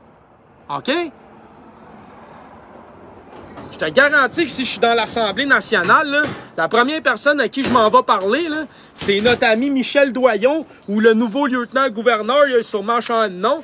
C'était direct à lui, je m'en parlais. La première affaire, man. La première journée, je rentre là, je m'en vais trouver le lieutenant-gouverneur esti du Québec, puis je m'en vais lui dire « Hey, ça te tente pas de dissoudre cette gang de bâtards-là ici? Il me semble qu'on est dû de recommencer, vieux. Hein? De toute façon, ils veulent t'enlever ta job puis ils disent que tu sers à rien parce qu'ils comprennent même pas l'acte d'Amérique du Nord britannique et ce qui constitue le pays et ce qui donne l'autorité législative à ces trous de cul-là. » Comme la loi n'est plus respectée.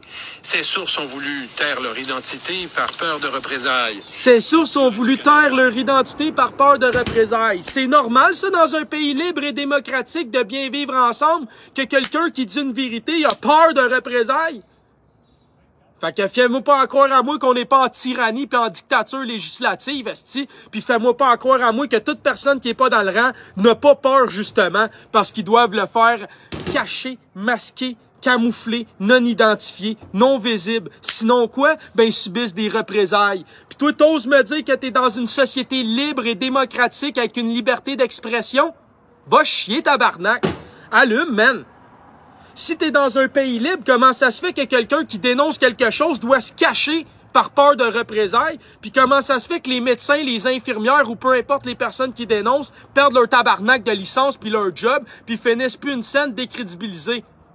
Si tu vis dans une société libre, démocratique, sur le règne du droit, qui a un code moral et une valeur spirituelle et morale. Pose-toi là ta calice de questions, le champion qui trouve ça drôle sur ma chaîne. Va rire ailleurs, l'imbécile. Qu'un mécanisme permet aux établissements de se concerter avant de répondre à une demande. C'est normal, ça? À l'esprit de la loi. C'est contraire à l'esprit de la loi. Tu fais une demande à l'information, mais là, il se consulte. Hey! Il a demandé l'information d'une institution publique payée par le public avec ses taxes puis ses impôts. Est-ce qu'on devrait y donner le document? Ah, on va le caviarder. Ouais, on va le caviarder, les amis, mais on va y donner la moitié des pages caviardées. Ouais, parce que nous autres, on est un comité, puis nous autres, on décide par-dessus la Constitution puis le droit à l'accès à l'information, parce que nous autres, là, ben, on travaille dans le système, puis on décide. Puis toi, petit peuple, là, tu connais pas tes droits. Toi, petit peuple, là, tu connais rien. Fait que toi, petit peuple, t'auras rien, puis tu vas aller chier, tabarnak. Ouais, c'est ça. Fait que, regarde, si t'es pas content, appelle un avocat, il va te charger 5 000 d'ouverture de dossier, puis bonne chance pour procéder contre le gouvernement, parce qu'ils n'ont pas le droit de déconsidérer l'image de la justice. Donc, attaquer le gouvernement, c'est clairement déconsidérer l'image de la justice. Donc, ben voilà, va payer pour te faire fister. T'es carré, tabarnak. En commençant par assurer non pas... Contraire à l'esprit de la loi. En commençant par assurer non pas l'autonomie, mais l'indépendance de ceux et celles qui gèrent les demandes d'accès. Ils traitent les gens qui demandent de l'information comme des menaces. On traite les gens qui demandent de l'information comme une menace. Pourquoi, les amis? Qu'est-ce que je passe mon temps à dire sur ma chaîne ici? Que le nerf de la guerre, c'est l'information. Donc, pourquoi est-ce que le gouvernement ou les institutions traitent les gens qui posent des questions et demandent l'accès à l'information comme des menaces? Ben, parce que ces gens-là, ils magouillent. Ces gens-là sont corrompus. Ces gens-là ne respectent pas l'éthique et la loi. Donc, c'est pour ça qu'ils ont peur et traitent les gens qui posent des questions comme des menaces. Parce que si on vivrait dans une vraie société libre et démocratique, on serait honoré de répondre aux questions des citoyens. On serait honoré de leur donner accès à l'information qu'ils ont payée, qu'ils ont demandé concernant leurs inquiétudes de citoyens, puisque l'institution publique est là pour ça. Mais non, comme on l'a vu dans maintes lives de Jonathan, autant pour les gens qui demandent des documents comme Mackenzie ou autre, ou autant qu'on appelle au protecteur du citoyen, au tribunal des droits de la personne, à Info Barreau du Québec, au ministère de la Santé du Canada ou du Québec. Il y a personne à ce petit tabarnak qui est capable de répondre à une calice de questions avec vérité, franchise. Ils sont tous là à vouloir te transférer, te donner un courriel, te passer à Paul, te passer à Pierrette, te renvoyer à Suzanne pour finir avec Bob, pour te dire « Hey, c'est l'agent Smith ici, on t'écoutera pas, on te parlera pas, puis surtout, on répondra pas à tes questions, mon homme. Moi, je suis l'agent Smith. » Je suis vraiment fier de vivre au Québec. J'aurais jamais pensé qu'on se ramasserait dans une société aussi lamentable. C'est lamentable ce que le Québec est en train de devenir. C'est lamentable de laisser ça arriver sous la watch. Je veux pas m'en prendre aux gens qui écoutent, mais les gens là qui sont pas nécessairement ici, là, comment est-ce qu'on peut laisser ça collectivement arriver, câlisse? Comment est-ce qu'on peut laisser ça collectivement, consciemment, librement arriver si on est responsable, esti? Comment est-ce qu'on peut laisser des câlisses d'institutions ne pas respecter nos droits d'accès à l'information, puis ne pas être indignés de ça? Puis ne pas demander des comptes à rendre, puis de faire fermer ça, tabarnak, ces bâtisses-là? Comment ça qu'on continue d'être complaisant là-dedans? Si on est vraiment humain puis conscient, tabarnak. Là, je fais tout pour rester calme parce que dans ma tête à moi, là, dans une population médiévale, je m'en vais voir le gars qui est supposé me donner l'information, il m'en donne pas. Je reviens avec mes chevaliers, man, puis j'y repose la question, tu me donnes-tu les documents ou on les prend? OK? L'information, c'est pas la transparence. La vraie menace, là, c'est la noirceur. L'affaire provoque une petite tempête. On est jeudi, mais on a encore des règles, puis les règles, il faut les respecter. Le gouvernement nie les allégations d'ingérence politique. C'est pas une intervention politique, mais ce sont les présidents, les dirigeants des CIS et des CIUS qui s'entendent pas avec certains de leurs employés sur ce qu'il faut donner. Moi, ce que je dis... Bon, fait que là, on vient d'entendre que c'est les directions des CIUS et des CIS, les affaires de santé, qui donnent pas l'information étrangement. Ah ouais? Hey, on vient pas juste de sortir d'une pandémie, Chris? Il n'y a pas eu des milliers de morts à cause de la gestion de la crise. Puis là, tu viens nous dire que les directeurs de ces tabarnaks d'endroits-là veulent pas rendre les documents publics, puis ils ont cavardé. Puis après ça, t'as fucké Madame Blais, puis Madame Kamel, puis tu n'as envoyé un autre en congé, puis t'as voté une motion pour non-responsabilité des morts d'un CHSLD, puis blablabla. Puis là, aujourd'hui, on apprend que vous voulez pas donner l'information, ces tabarnaks de CIUS, puis tout. Puis vous caviardez ça. C'est qui vous prenez pour des astis d'illettrés? Celui qui rit sur ma chaîne depuis tantôt? Parce que clairement, ça marche pas avec moi. Fait que viens pas me dire, asti, qu'encore une fois, ça arrange pas ce calice de gouvernement de mafieux-là, que ces documents-là sortent pas. Comme le rapport McKenzie, comme l'enquête de la coroner, comme Marguerite Blais, puis comme on en passerait jusqu'à la semaine prochaine, sacrament. C'est quoi ça prend aux Québécois moyens, asti, pour qu'ils se lèvent le cul, tabarnak, puis qu'ils fassent quelque chose? Faut-tu vous promettre, asti, une tonne d'or chacun pour que vous preniez à cœur votre responsabilité de société? C'est quoi faut faire, tabarnak, pour que le monde se mette à faire quelque chose sur la terre, asti? Leur crisser des claques en arrière de la tête, les coups de pied dans le cul, leur donner du steak, du saumon? C'est quoi faut faire pour que vous vous bougez le cul, tabarnak? C'est quoi ça prend au monde ici de sa rue pour qu'ils se mettent à faire quelque chose, eux autres aussi, en majorité, constamment? C'est quoi faut faire? Faut leur donner un PCU de 3000 $ par mois? C'est ça? Parce que je comprends pas, sacrément, comment ça qu'une société démocratique, consciente et responsable laisse un asti de gouvernement rire du monde de même. Ah, c'est pas un enjeu politique. Ben non, asti, c'est sûrement pas politique, hein. C'est sûrement pas toi qui leur a dit de fermer leur crise de gueule comme t'as fait toute l'asti de long. Puis t'as bien raison que si François Legault dirait « Hey, c'est un droit à l'information, vous allez la publier telle que c'est écrit dans la charte et vous allez la rendre aux citoyens qui l'ont payé avec leurs taxes et leurs impôts », fais-moi en croire, asti, qu'ils auraient pas les documents pis qu'ils seraient pas non cavardés, toi, Chris. Fais-moi donc à croire que toi, le mangeur de marde qui règne sur tout depuis 2 ans, t'es pas capable de publier des astis de rapports sans être caviardé, toi, le grand. Prends-moi donc pour un asti de valise, toi, calice. Parce que ça fait 2 ans que tu nous transportes comme des crétins. Fait que continue de me faire voyager, j'aime ça, hein, me sentir au creux de ta main quand je suis bien pogné. Hein? Hey, non, mais je t'écœurant en tabarnak. C'est quoi, on va-tu péter 500 en plein après-midi? Ah ouais, rendez-vous à 500, là. Ça achève bientôt. Fait que faites-nous plaisir, on tape le 500 avant la fin de cette vidéo. Au PDG de CIS et CIUS, G de CIS et CIUS, c'est respecter la loi 62, puis tout ce qui peut être donné doit être donné. Tout ce qui peut être donné doit être donné et il devrait respecter la loi 62. Fait que là, lui-même, il est en train d'admettre que les directeurs de CIUS respectent pas la loi 62 et qu'ils ne donnent pas ce qui devrait être donné. Mais il fait rien. Puis il le dénonce pas. Puis il trouve ça drôle, l'écœurant, en plus. D'asti de mangeur de radis. Il trouve ça drôle, le sti d'écœurant. Il est crampé puis capable, même, dans sa face d'asti de chou-clac. C'est écœurant, là. Moderniser les paramètres. Et elle laisse une grande part de discrétion qui ne permet pas de rendre des décisions uniquement dans l'intérêt public. Le ministre responsable... Une grande part de discrétion qui ne permet pas de rendre des décisions à l'avantage du public. Ah! Chris, on dirait Jonathan ce qu'il dit depuis, man, qui est au monde. Ne permet pas de prendre des décisions à l'avantage du public. Et ça, applique ça dans toutes les tabarnaks de sphère du gouvernement de la vie d'un humain asti.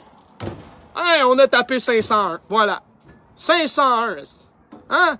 Hier, en plus, il y en a un qui dit, ah, Jonathan, tu perds crédibilité. Ils sont rien que ça. Hein? Il a pas catché que le monde travaille, calice. Veut lui simplement augmenter la quantité de care, veut lui simplement augmenter la quantité de données qui sont accessibles directement. 2 ans de pandémie. Hein? C'est-tu pas écœurant, ça? J'aurais 2 autres audios à vous faire jouer. Il y en a un qui est en anglais. L'autre, c'est RDI Économie sur l'inflation. Ah, ça finit plus, man. Je te le dis, ça finit plus, man. On n'en finit plus avec ça. Je l'ai-tu publié, lui, d'RDI? Ah, ça a l'air que je ne l'avais pas enregistré, lui, d'RDI. Bon, fait qu'il me reste juste un vidéo, finalement. Alors, juste à regarder correctement. Ouais. Ça ressemble à ça. Je l'avais pas sauvegardé. Hey, on devrait même faire jouer celle-là aussi. Tu sais quoi? J'ai perdu un, on va faire jouer l'autre à la place. Hein? Un rapport accablant que vient de déposer le protecteur du citoyen qui a enquêté sur les soins dans les CHSLD de l'Estrie à la suite de plaintes de citoyens. Des lacunes importantes qui ont été soulevées pour des besoins de base des aînés, par exemple, laissés à eux-mêmes. On parle même de maltraitance des aînés qui n'arrivaient pas à avoir une collation, un breuvage, pas d'aide. J'aimerais juste dire que ça a été publié il y a 4 jours par Ici Estrie. Et que j'ai parlé à la protecteur du citoyen il y a à peine quelques jours. Fait que, du gros big love, je l'ai parlé pendant que j'étais dans ma voiture, hein, parce que je l'avais appelé à Carl Giroux, j'avais rappelé à Carl Giroux pis tout. Finalement, j'ai jamais été capable de la pogner en live. Ben, j'y ai parlé, j'ai dit ce que j'avais à y dire au courant de la semaine dernière, pendant que j'étais dans ma voiture en route. Et qu'est-ce qu'on apprend? 4 jours plus tard, donc 4 jours, on est quel jour là? On est lundi? Lundi, dimanche, samedi, vendredi. Ah! On dirait que la protecteur du citoyen a dénoncé pas longtemps après qu'on ait jasé, a passé à la télé. J'espère que vous réalisez à quel point ça fonctionne. Qui ont été soulevés pour des besoins de base, des aînés par exemple, laissés à eux-mêmes. On parle même de maltraitance des aînés qui n'arrivaient pas à avoir une collation, un breuvage, pas d'aide non plus pour aller à la toilette, peu de bains, les soins d'hygiène dans certains cas qui étaient délaissés. Le protecteur du citoyen ne nomme pas CHSLD en particulier, mais dit avoir constaté des lacunes dans plusieurs d'entre eux. Tout ça, bien entendu, dans un contexte de pénurie de personnel. Alors, en réaction, ce soir, Nathalie Sheen, vous êtes directrice de l'hébergement en soins de longue durée au CIUS de l'Estrie-Chus. Bonsoir. Qu'est-ce qu'elle disait, la protecteur du citoyen? Là, c'est pas la protecteur du citoyen qui parle. Des gens sont morts délaissés, déshydratés, sans nourriture, manque de soins. La totale. Hein? Elle l'a dit. Jeudi, vendredi dernier. C'est étrange, hein? Allez sur la chaîne à Carl Giroux, puis dites-moi que j'ai pas appelé la protecteur du citoyen il y a 2 semaines, puis dites-moi que j'ai pas retourné son appel au début de la semaine prochaine avec de la semaine passée avec Carl Giroux. Puis dites-moi comment ça s'est sorti la même semaine. Dur constat que fait le protecteur du citoyen. Est-ce que vous étiez au courant que ça allait si mal? C'est dès le moment où le protecteur du citoyen est entré en communication avec nous, l'ensemble des équipes, l'ensemble des gestionnaires, donc tous ensemble, on a pris constat de ce qui nous avait été présenté et on s'est rapidement mis en action pour appliquer en fait les recommandations que le protecteur nous a soumises. Mais ces lacunes et cette détresse de chez personnel qui est notée ici dans le document, vous n'en aviez pas entendu parler avant de recevoir ce rapport? Fait que la directrice du CHSLD a jamais entendu parler de tout ça avant le rapport, elle. C'est spécial, là. La fille est directrice d'un CHSLD, a des employés, puis elle a été incapable de constater tout ce qui est mentionné dans le rapport. Non seulement par les employés, non seulement en étant présente, non seulement en utilisant son gros bon sens. Donc on se demande, elle est directrice de quoi, elle, tabarnak? Man, je m'excuse, là, mais un directeur, il est supposé s'assurer du bon déroulement, du bon fonctionnement et que tout se déroule comme c'est supposé dans les normes. Donc, si t'es une astide directrice de CHSLD, puis que tu te rends même pas compte que t'as du monde délaissé, en manque de soins, qui sont pas nourris, qui sont pas lavés, qui sont pas toutes les astides catégories qu'elle a nommées, puis que toi, t'es la directrice de ce CHSLD-là, puis tu constates pas que tu manques de personnel, d'infirmières, de préposés. Tabarnak, qu'est-ce que tu calisses, directrice? Qu'est-ce que tu calisses, directrice? Est-ce qu'il y a quelqu'un qui peut me répondre? Où est le gros bon sens? Là, un moment donné, il va falloir qu'on se rende à l'évidence. Savez-vous c'est quoi le plus gros problème de notre société de crétins? C'est qu'on pense que parce que quelqu'un est allé à l'école puis qu'il a un tabarnak de diplôme sur le mur, il est compétent puis il est capable de diriger. Diriger, là, c'est inné. T'es capable ou t'es pas capable. Un sacrament de diplôme, là, ça fera jamais un dirigeant, ça fera jamais un leader, ça fera jamais un entrepreneur. Ça fera jamais quelqu'un qui a des convictions, des tripes et du cœur, un tabarnak de diplôme. Dans la vie, t'es capable de leader ou t'es pas capable de leader, tabarnak. C'est pas un bout de papier, asti, qui te donne la capacité puis la compétence d'être apte. T'es apte ou tu n'es pas apte. Ça n'a rien à voir avec un crise de papier de marde. Le problème aujourd'hui, c'est que la majorité des calices de gestionnaires, là, c'est des crises de monde qui ont les papiers. Mais ils sont vraiment pas aptes à diriger, ils sont vraiment pas assez conscients, ils sont vraiment pas assez entreprenants, puis ils manquent de leadership positif sur un crise de temps. C'est des gens qui sont allés dans des positions de direction pour les salaires, les avantages sociaux, les journées de vacances, puis parce qu'ils voulaient vivre sur le dos des autres, tabarnak. Ils sont rares en tabarnak, les vrais directeurs, les vrais leaders, les vrais entrepreneurs, parce que sinon ils sont dans leur propre business, calice. Parce qu'un vrai entrepreneur, c'est rare, ça travaille pour quelqu'un d'autre. Un vrai leader, c'est rare, ça travaille pour quelqu'un d'autre.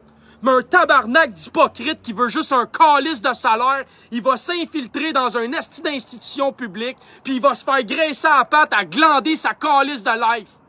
Puis après ça, tu te demandes pourquoi dans le privé, il y a autant de résultats comparé au calice de public.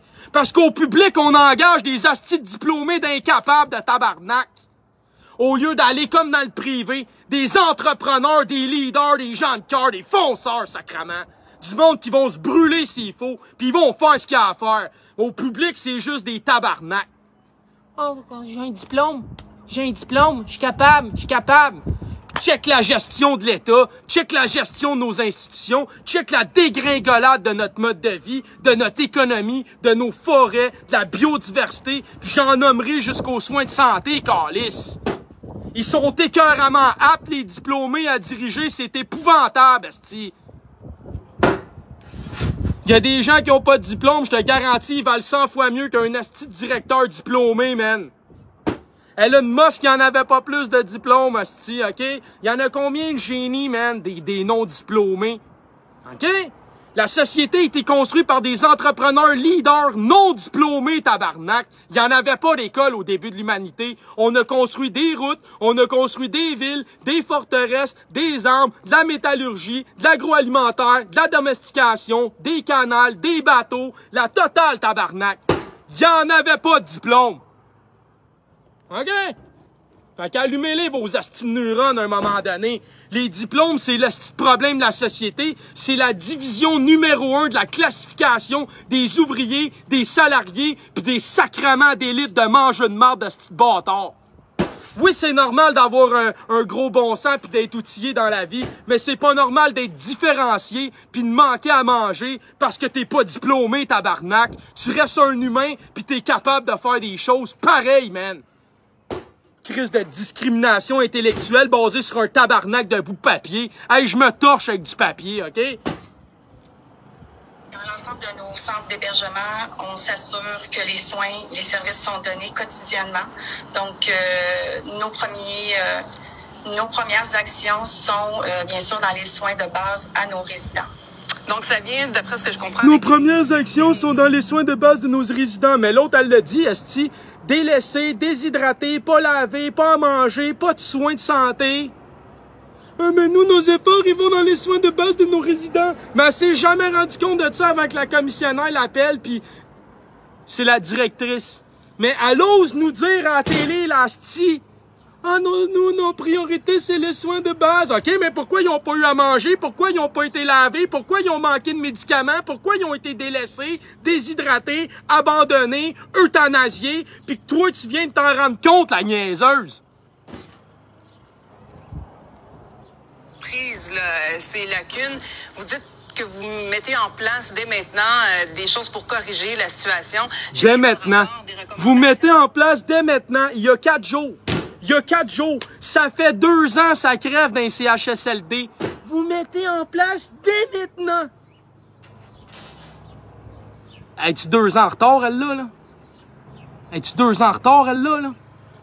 Moi, là, j'aurais un parent là, qui est mort dans son CHSLD à elle, là, je te garantis, je la poursuivrais sur un tabarnak de temps avec son asti d'entrevue niaiseuse. D'asti niaiseuse de tabarnak. Elle vient juste d'admettre, asti, que ça fait 2 ans, la directrice, qu'elle a rien fait, mais elle vient de maintenant. 2 ans plus tard, asti. La crise de niaiseuse, d'asti directrice de mon cul de diplômée, d'incompétente, de tabarnak, de honte pour l'humanité. Qu'est-ce que tu calisses d'un CHSLD en tant que directrice, toi? Tu dois faire de l'argent à tes actionnaires en tabarnak, hein?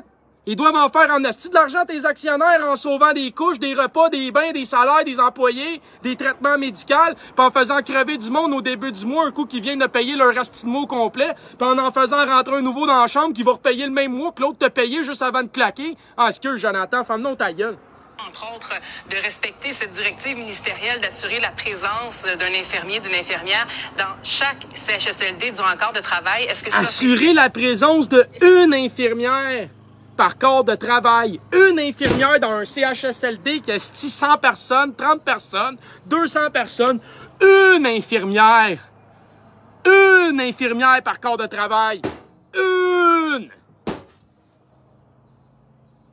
Tabarnak, t'es dans un CHSLD, le monde sont malades, asti. Une infirmière par corps de travail. Ça c'est. On s'en calisse. Donc, depuis le 9 janvier, tel qu'on s'était engagé avec le protecteur du citoyen, nos CHSLD sont couverts 24 heures par jour par une présence infirmière.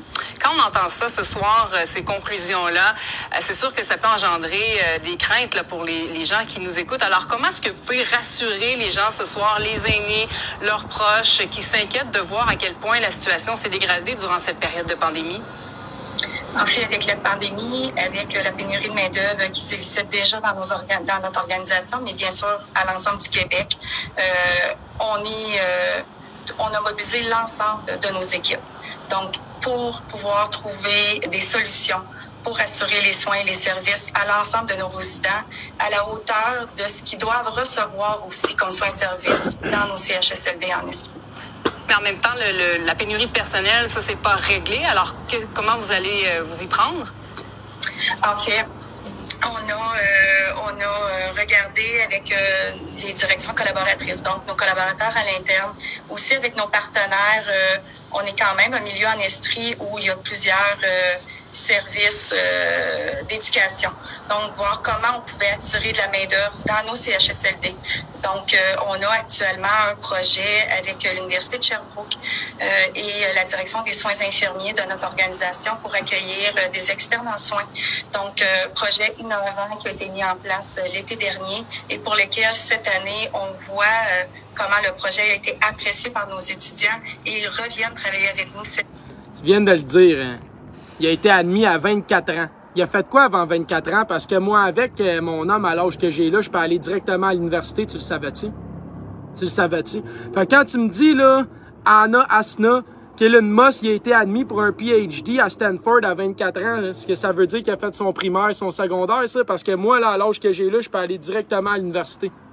Fait que peut-être t'étais pas au courant, là, mais regarde, on va te pardonner, c'est pas tout le monde qui connaît tout, hein.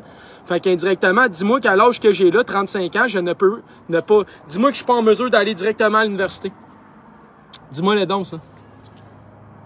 Puis en passant, là, Stanford puis les universités, là, ils donnent des cours gratuits sur Internet. J'en écoutais quand j'étais jeune. Fait que j'allais pas à l'école, mais je me connectais à ces cours universitaires gratuits donnés par des universités comme Stanford ou peu importe, McGill et autres. Fait que, pourquoi tu penses que je connais autant de choses? Parce que moi, au lieu de passer mon temps à écouter des astis de conneries par année au primaire et au secondaire, j'écoutais directement des cours universitaires. J'avais déjà 14-15 ans. OK, champion? C'est gratis sur le web, man. Année en hébergement. Depuis la réception de ce rapport, est-ce qu'il y a eu des visites? Est-ce qu'il y a est-ce que vous êtes allé, vous, personnellement, rencontrer les gens qui travaillent en CHSLD, voir comment ça se déroulait sur le terrain? Effectivement. Donc, moi et d'autres personnes là, de notre organisation, donc on se présente dans les CHSLD. Souvent, les gens ne sont pas au courant. Donc, que j'arrive dans les centres. Donc, Pour une personne qui visite les centres, là, je trouve que tu cherches tes mots en tabarnak. Pour quelqu'un qui fait quelque chose de tous les jours dans sa vie, là, d'active, là, de on arrive avec t'as pas de l'air crédible pantoute, t'as de l'air d'un asti de menteur, si tu veux, mon tabarnak d'opinion simple, OK? Parce que quelqu'un qui visite des CHSLD tous les jours avec son équipe, là, ça fait pas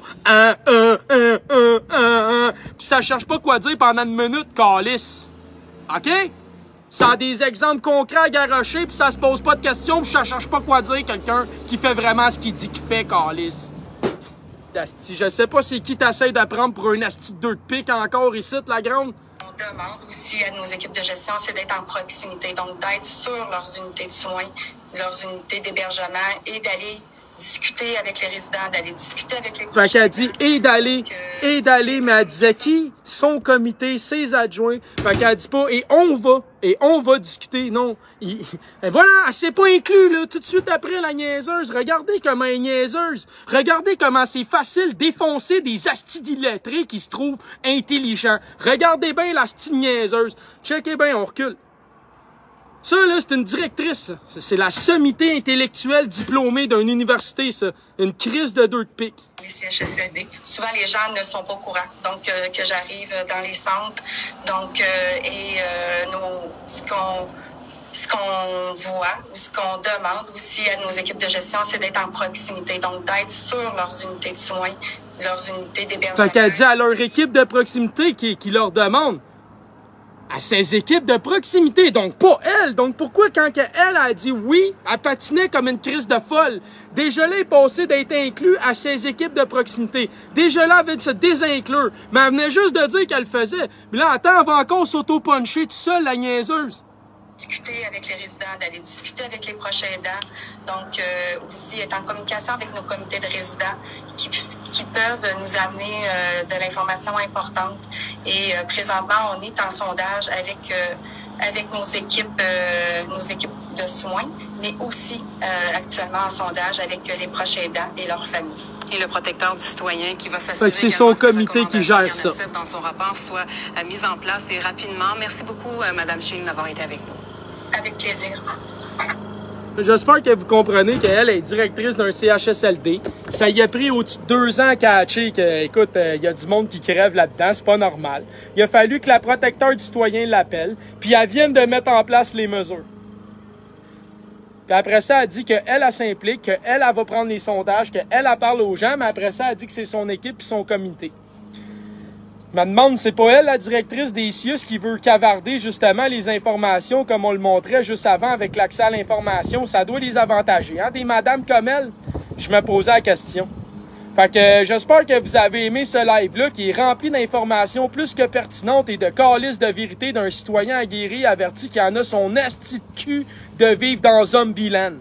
Fait que j'espère que, comme je l'ai dit tantôt, les gens vont comprendre que les mesures, là, c'est rien à côté de tout ce qu'ils nous font, puis qu'on doit continuer d'être unis, on doit continuer de dénoncer, et on doit surtout pas relâcher parce qu'ils enlèvent le masque puis les mesures. Le masque puis les mesures, là, c'était le résultat de toute leur collusion, de toute leur corruption et de l'inaction des citoyens. Donc, comprenez que c'est important que nous restons actifs, que nous restons dans l'interaction et que nous incarnions nos valeurs et nos convictions et surtout ce changement que nous voulons voir dans notre nation. So, du gros Christ de Big Love à vous autres. 432 Hz, 72 BPM, je t'aime, oui, toi. C'est pour ça que je me sens encore donner des cheveux gris puis des cheveux blancs à dire la stricte vérité. So, merci, bon après-midi, puis sortez dehors les amis, il fait vraiment beau encore une fois aujourd'hui. Il n'y a aucun avion, du moins pour l'instant. Fait que, puis si jamais vous voulez me contacter pour une action citoyenne, 450-888-5376 ou Jonathan-Blanchette@hotmail.com. Donc, vous pouvez me contacter par courriel ou SMS, puis ça va me faire plaisir d'organiser une action citoyenne avec vous dans votre quartier, parce que des enjeux, il en pleut, et ce n'est loin d'être que les mesures sanitaires. Et pourquoi ils les enlèvent actuellement? Parce qu'il y a une campagne électorale, on le sait, cet automne. Donc, s'il vous plaît, ne retombez pas endormis, ne redevenez pas un zombie, et continuez de soutenir vos amis, votre famille, et surtout votre mode de vie. Ne les laissez pas partir avec en profit. OK? So, merci encore. Bon après-midi.